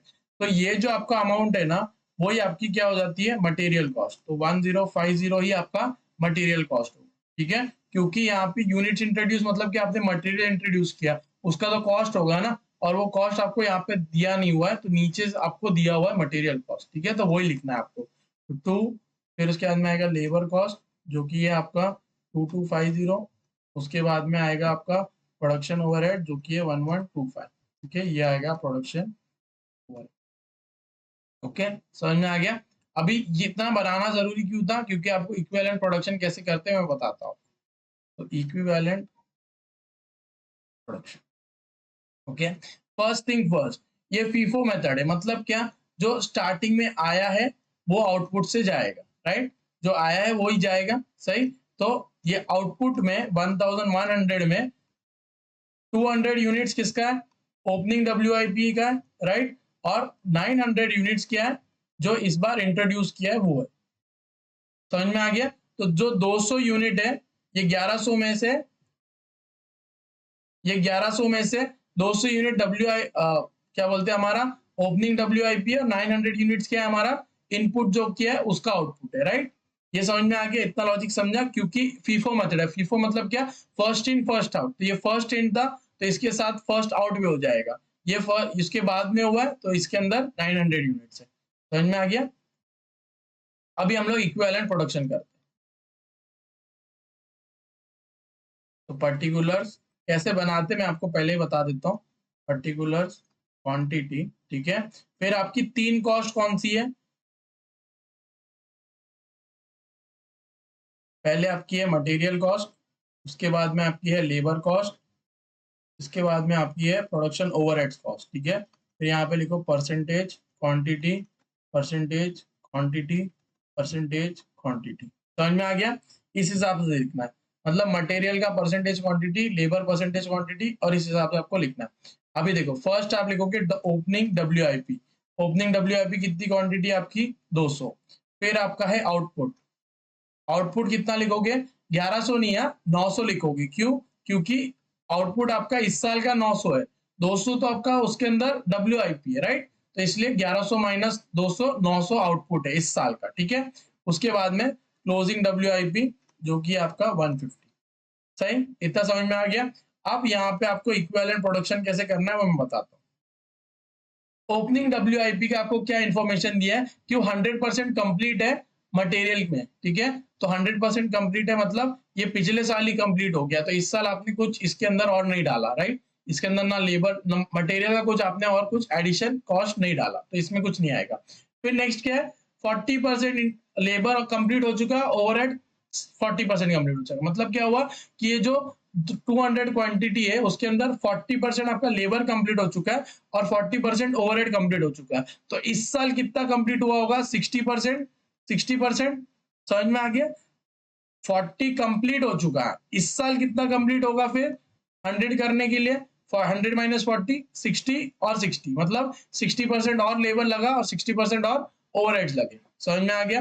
उसके बाद में 900 जो इस साल का इनपुट है, राइट, ये जो 200 निकल गया, उसके बाद में जो 900 है वो इस साल इनपुट हुआ है, राइट, तो उसमें से 100% आपने मटेरियल का कॉस्ट इनकर किया, राइट, उसके बाद में 100% आपने लेबर का कॉस्ट इनकर किया उसके ऊपर, और 100% आपने ओवरहेड का कॉस्ट इनकर किया, समझ में आ गया। यहाँ पर भी आप लिख दो, इधर तो कुछ नहीं आएगा, 200 का 60% कितना आएगा यहाँ पे 120, और यहाँ पे भी आएगा 120, समझ में आ गया। यहाँ पे क्वांटिटी लिखनी है आपको, इक्विवेलेंट प्रोडक्शन निकालना है ना, इसलिए। आप क्लोजिंग देखो, क्लोजिंग में आपको क्या दिया हुआ है कि 100% मटेरियल खत्म हो गया, मतलब 100% आपने मटेरियल कॉस्ट इस पे इनकर हो गया, सही, लेकिन 70% लेबर इनकर हुआ है और 70% ओवरहेड इनकर हुआ है, तो 150 इंटू 70% 105, और ये भी 105, समझ में आ गया। तो ये आपका इक्विवेलेंट प्रोडक्शन बन गया। अब देखो एक पॉइंट याद रखना, ओपनिंग WIP और क्लोजिंग WIP में देखो, ओपनिंग WIP में आपने क्या किया 100 माइनस 40 60 किया, और यहाँ पे डायरेक्टली जो दिया था वो 70 आपने लिख दिया, ठीक है। इसका लॉजिक आपको समझ में आ गया कि जो 40% है जो आपको क्वेश्चन में दिया हुआ है वो पहले हो चुका है, तो इस साल कितना हो रहा है 60%, राइट, और क्लोजिंग WIP में इस साल कितना हो रहा है 70%, समझ में आ गया, क्योंकि इस साल ही वो इनपुट किया है, राइट। 200 के अलावा बाकी जो इनपुट हुआ है उसमें से 900 का आपने यहाँ पे लिख दिया आउटपुट में, और 150 यहाँ पे, राइट, तो ये इस साल इनपुट हुआ है, तो इस साल का आपका क्या हुआ आउटपुट में तो 100% मतलब आउटपुट मतलब कंप्लीट हो गया, तो उसके अंदर पूरा कॉस्ट इनकर हो चुका है, उसका परसेंटेज पूरा कंप्लीट हो चुका है, राइट। लेकिन क्लोजिंग डब्ल्यूआईपी में आपको दिया हुआ है कि 100% कंप्लीट हो चुका है, तो हो गया। लेकिन जो 70-70 है वो इस साल हुआ है, तो इस साल आपका कितना कंप्लीट हुआ है 70-70, तो 30-30 मत लिख के आ जाना। मैं पहले 30-30 लिखता था, इसलिए मैं सोच रहा हूँ कि आपको भी अगर डाउट आ जाए तो 30-30 यहाँ पे मत लिखना, लेकिन यहाँ पे 60-60 आएगा। कैसे? उल्टा आएगा। तो जो 100 था पिछले साल 40 खत्म हो चुका है, इस साल कितना हुआ है 60% कंप्लीट हुआ है, और क्लोजिंग डब्ल्यूआईपी इस साल 70%। तो आपका ये टोटल करो 900 प्लस 150 निकलेगा 1050 यूनिट्स। ये आपका निकलेगा 120 प्लस 900 प्लस 105, तो ये आपका आएगा 1125, और फिर ये आपका आएगा, ये भी 1125 ही आएगा। ठीक है, समझ में आ गया। अब कॉस्ट पर यूनिट निकालो, सही। मटेरियल का कॉस्ट, लेबर का कॉस्ट और ओवरहेड्स का कॉस्ट। मटेरियल कितना है 1050, लेबर कितना है 2250, और ओवरहेड्स कितना है आपका 1125, सही। ये आपका कॉस्ट है, डिवाइड बाय इक्विवेलेंट प्रोडक्शन, तो ये आपका 1050 यहाँ पे आ जाएगा, 1125 यहाँ पे आ जाएगा, और 1125 यहाँ आ जाएगा। तो आपको कॉस्ट पर यूनिट निकल जाएगी, ये 1 आ जाएगा, ये 2 आ जाएगा, ये 1 आ जाएगा। ठीक है, इसको बोलते हैं हम लोग कॉस्ट पर यूनिट। अब आपको करना है statement of apportionment of cost. Okay, तो आपको क्या बोलते हैं, अभी आउटपुट का निकालना है, राइट। अभी आपको कौन कौन सी अमाउंट निकालनी, इसका रेट निकालना है, इसका रेट निकालना है, मतलब इसका अमाउंट और इसका अमाउंट निकालना है, राइट। कैसे निकालोगे? पहले आप निकालोगे आउटपुट का, सही। आउटपुट में टोटल यूनिट्स कितने हैं 1100, लेकिन उसमें से ओपनिंग डब्ल्यूआईपी कितनी है आपकी 200, सही। ओपनिंग डब्ल्यूआईपी में कौन सा अमाउंट बच गया, मतलब कौन सा कॉस्ट बच गया है? एक तो लेबर कॉस्ट बच गया आपका, और एक बच गया ओवरहेड्स, सही। लेबर में कितने यूनिट्स बाकी है आपके 120 यूनिट्स, और ओवरहेड्स में आपके 120 यूनिट्स, तो यहाँ पे आप लिखोगे 120 120, ठीक है। तो इनटू कॉस्ट कितना आपका लेबर का 2, और ओवरहेड का कितना है 4, तो 240, और ये आएगा 120, और पहले कितना कॉस्ट इनकर हो चुका है उस पे 800, तो ओपनिंग डब्ल्यूआईपी का टोटल कॉस्ट कितना होगा आपका 800 प्लस 240 प्लस 120, ठीक है। तो 800 प्लस 240 प्लस 120, ये आपका ओपनिंग डब्ल्यूआईपी, सही। तो 1100 में से 200 तो चले गया, अब आपका आउटपुट का आएगा, ये 1160 आएगा, ये आउटपुट, ठीक है। फिनिश गुड समझ लो, तो ये आएगा 900, राइट। इस साल का इनपुट है, इसके अंदर क्या क्या कॉस्ट इनकर हुआ इस साल, मटेरियल भी हुआ, लेबर भी हुआ, और ओवरहेड्स भी हुआ, सही। मटेरियल कितना हुआ 900, लेबर कितना हुआ 900, ओवरहेड्स कितना हुआ 900, ठीक है। तो ये आएगा 1, ये आएगा 2, ये आएगा, ये लेबर का सॉरी ये मटेरियल का 1 रुपीज है, 2 रुपीज क्या है आपका लेबर का, और 1 रुपीज इसका है, तो ये आएगा 900, ये आएगा 1800, ये आएगा 900, सही। तो 1800 कितना होता है आपका 3600, सही। तो इन दोनों को ऐड करो तो कितना आएगा 3600 प्लस 1160, तो आपका आएगा 4760। तो आपकी आउटपुट की मतलब आपके 1100 यूनिट्स का टोटल कितना है 4760 अमाउंट है, ठीक है। तो 4760 आपका अमाउंट होता है, ओके। और अभी क्लोजिंग डब्ल्यूआईपी का निकालना है। क्लोजिंग डब्ल्यूआईपी कितना उसमें क्वांटिटी है 150। अब देखो उसमें मटेरियल 100% हो चुका है, तो 150 उसका यूनिट्स आ जाएगा। लेबर और ओवरहेड्स कितना यूनिट्स कंप्लीट हुआ है, लेबर और ओवरहेड्स आपका कंप्लीट हुआ है 105 और 105, ठीक है। तो 105 और 105 आपका लेबर आ जाएगा, ओवरहेड्स आ जाएगा आपका 105, ठीक है। और रेट तो आपको पता है 1:1। अब इसको सॉल्व करो, ये आएगा 150, 105 इंटू 2 करोगे तो 210 आएगा मेरे हिसाब से, 210, और ये आएगा 105, ठीक है। तो आपका टोटल आ जाएगा 465, ओके। तो इस हिसाब से आपका, और ये हो गया आपका सम खत्म हो गया, ठीक है। इस हिसाब से आपको सम खत्म करना है, ठीक है। अब देखो यहाँ पे अब नॉर्मल लॉस और गेन भी नहीं है, क्योंकि 1050 प्लस 200 करोगे तो आपका आएगा 1250 और ये भी आपका 1250। तो अब नॉर्मल गेन और लॉस भी नहीं है, लेकिन अगर वो होता तो इस हिसाब से करते, वो उसका भी आपको अलग इन्फॉर्मेशन दी होती। ठीक है, तो इस हिसाब से आपको इक्विवेलेंट प्रोडक्शन निकालना है और ये आपको कॉस्ट पर यूनिट निकाला। उसके बाद में फिर हम लोग ने अपोर्शन किया। अपोर्शन में इतना याद रखना, 1100 यूनिट्स में 200 यूनिट आपका ओपनिंग डब्ल्यूआईपी और आउटपुट है 900 यूनिट जो इस साल का है। ठीक है, मतलब इनपुट आपका 900 यूनिट है जो इस साल ही हुआ। तो डब्ल्यूआईपी में से पहले आपका कॉस्ट कितना इनकर हो चुका है 800। इस साल कितना हुआ लेबर में, 120 यूनिट्स में 2 रुपया हुआ और 120 यूनिट्स में 1 यूनिट। ये 120 कहाँ से आया, ये आपने इक्विवेलेंट प्रोडक्शन निकाला था तब आया आपको 120। सही, उसके बाद में ये डब्ल्यूआईपी का निकल गया, मतलब ये 1160 आपका कितने यूनिट्स का, 200 यूनिट्स का, लेकिन आपका आउटपुट कितना है 1100। तो उसका नेक्स्ट वाला 900 यूनिट्स का आपने टोटल कॉस्ट कितना इनकर किया 3000। इन दोनों को ऐड करो तो आउटपुट का कॉस्ट कितना हो जाता है 4760। उसके बाद में आपका ये डब्ल्यूआईपी का सेम आएगा 150, 105 और 10। सही, समझ में आ गया। तो इस हिसाब से आपको करना है, ये वाला पार्ट आएगा। ठीक है, ये वाला पार्ट आपको आ सकता है। बाकी मुझे पता नहीं कि अगर फीफो और वैम नहीं है तो मेरे को नहीं लगता कि ये वाला पार्ट आएगा, बट आपको ये कैलकुलेशन पूछ सकते हैं क्योंकि इसमें सिलेबस में है। ठीक है, नहीं समझ में आया हो तो आप गूगल करो और एक दो सम और प्रैक्टिस करो कैसे करना है वैसे। ठीक है, लेकिन इसी तरीके से आपको करना है। मैंने आपको सिंपली धीरे धीरे करके समझा दिया कि आपको कैसे ये परसेंटेज कैसे बनाना है और कैसे इसको सॉल्व करना है, कैसे आपको इक्विवेलेंट प्रोडक्शन निकालना है। ठीक है, इक्विवेलेंट प्रोडक्शन निकालने के बाद कॉस्ट पर यूनिट निकालना, ताकि आप जब ये आप क्या बोलते आउटपुट और डब्ल्यूआईपी का वैल्यू निकाल सको। ठीक है, ये जो आपका वैल्यू बाकी है ना यहाँ पे, ये आपको निकालने के लिए आपको कॉस्ट पर यूनिट की जरूरत पड़ेगी।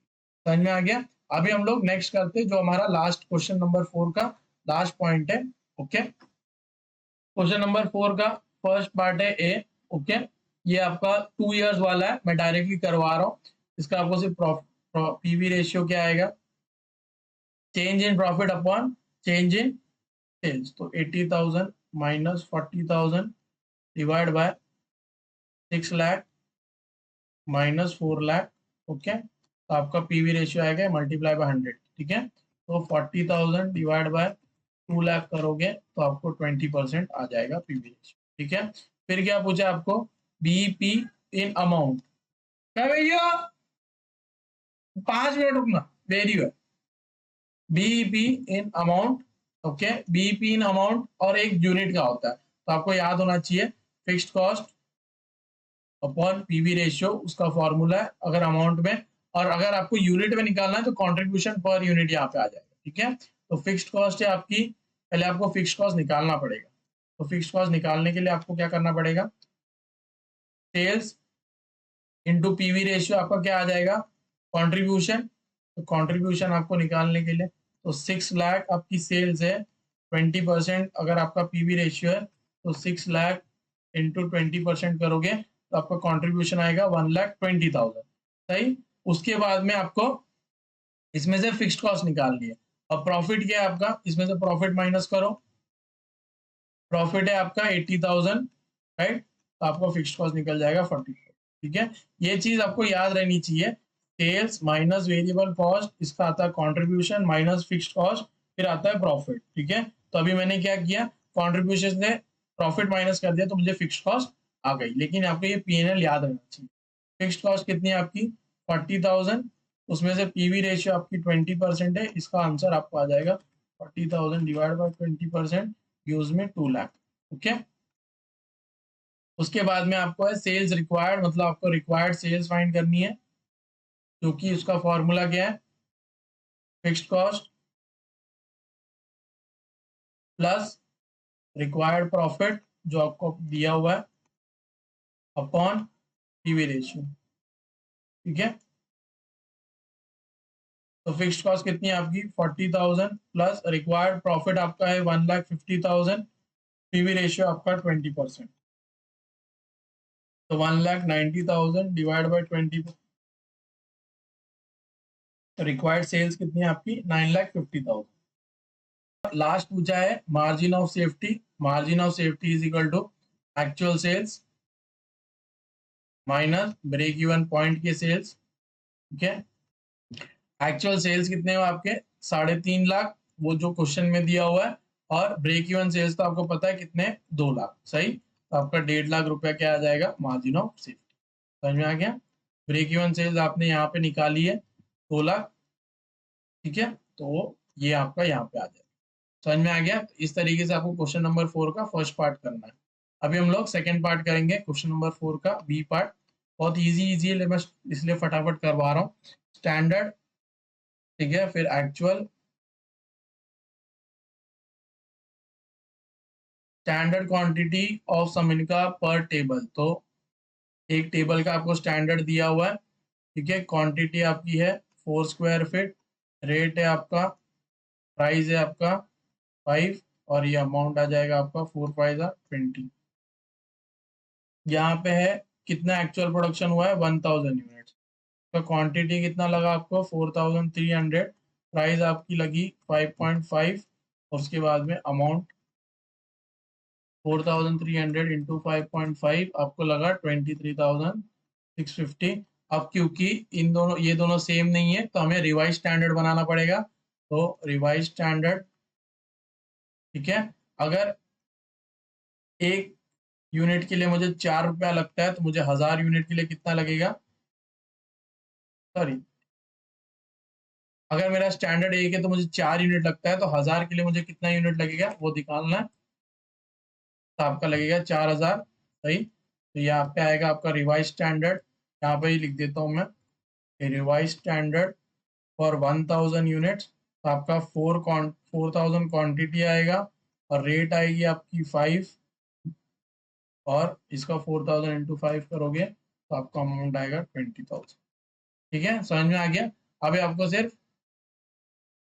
फॉर्मूला लिखना है, क्या क्या पूछा है, मटेरियल कॉस्ट और प्राइस है, ठीक है। मटेरियल कॉस्ट है, उसका फॉर्मूला क्या है, total standard cost minus total actual cost, 20,000 minus 23,650, तो आपको 3,650 क्या आ जाएगा, एडवर्स में आ जाएगा, ठीक है।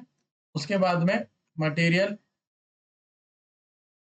प्राइस वेरिएंस पूछा है, तो आएगा standard price minus actual price into actual quantity. Standard price आपकी कितनी है 5, एक्चुअल प्राइस आपको कितना हुआ 5.5, और एक्चुअल क्वांटिटी आपने कितना यूज किया 4300, ठीक है। तो माइनस 0.5, 4300 इंटू 0.5 करोगे तो आपको 2150 एडवर्स में आएगा, ओके। और आपका लास्ट में है मटेरियल यूसेज वेरिएंस, जो कि है standard quantity minus actual quantity into standard price. Standard quantity आपकी कितनी है 4000, एक्चुअल क्वांटिटी आपकी कितनी है 4300, इंटू स्टैंडर्ड प्राइस आपका कितना है, स्टैंडर्ड प्राइस है आपका 5, ठीक है। सो 300 इंटू 5 करोगे तो आपका आंसर आएगा 1500 इन एडवर्स, ओके। तो इस तरीके से हमारा ये पूरा पेपर सॉल्व हो गया। कौन सा, ये 2019। तो हम लोगों ने पेपर 2019 का पूरा सॉल्व कर दिया, धीरे धीरे सॉल्व किया क्योंकि एक्सप्लेन करना जरूरी था। इसमें 2-3 कॉन्सेप्ट थे जो मैंने पढ़ाए नहीं थे, ठीक है, तो इसलिए थोड़ा टाइम लगा होगा। मेरे हिसाब से 148 होगा, बट एडिट करूंगा तो 124 115 तक आ जाएगा। तो पूरा आपको पेपर देखना है। इसके अंदर से देखो इक्विवेलेंट प्रोडक्शन वाला आ सकता है, और एस्टिमेटेड वाला मेरे को नहीं लगता आएगा, बट क्योंकि पोर्शन में नहीं है, बट 2019 में आया इसलिए मैंने आपको सॉल्व करवा के दे दिया। अगर आपको नहीं समझ में आया हो, क्या बोलते हैं, अपना इक्विवेलेंट प्रोडक्शन वाला सम, तो आप एक काम करना, गूगल करना, इक्विवेलेंट प्रोडक्शन के जितने भी सम्स है एक बार ट्राई कर लेना, तो आपको समझ में आ जाएगा। और ट्रांसफर प्राइस तो इजी था, अगर आप लॉजिकली भी 2-3 बार देख लोगे अगर, तो फिर आपका हो जाएगा, ठीक है। तो ट्रांसफर प्राइस तो इतना मेरे को नहीं लगता आपको टफ पड़ेगा, बट ये जो आपका इक्विवेलेंट प्रोडक्शन है वो थोड़ा लॉजिकल है, वो आपको करना पड़ेगा प्रैक्टिस 1-2 सम, तब जाके आप कर पाओगे, ठीक है। तो इस तरीके से हमने 2019 कर लिया। 2018 अगर मुझे कल टाइम मिला ऑफिस से तो मैं जरूर करके आपको सॉल्व करके दे दूंगा। वो बहुत इजी पेपर है क्योंकि उसके अंदर ये सब कॉन्सेप्ट्स नहीं आ रहे, ना इक्विवेलेंट प्रोडक्शन है ना एस्टिमेटेड है, बहुत इजी पेपर है। तो अगर मेरे से हो पाया तो मैं करके दूंगा, अदरवाइज मैं सोल्यूशन टेलीग्राम पे डायरेक्टली डाल दूंगा। 2017 का भी सेम करूंगा, 2017 का वीडियो तो नहीं बनाऊंगा मैं, बट उसका सोल्यूशन मैं आपको डायरेक्टली इसमें डाल दूंगा आपके टेलीग्राम पे। तो अगर आपने टेलीग्राम नहीं ज्वाइन किया अभी तक तो वो ज्वाइन कर लो। ओके, सो अभी तक अगर आपने देख लिया तो thank you so much. Bye bye. Like करना मत भूलना और शेयर करना है तो शेयर करना, सब्सक्राइब जरूर करना। Bye bye, take care.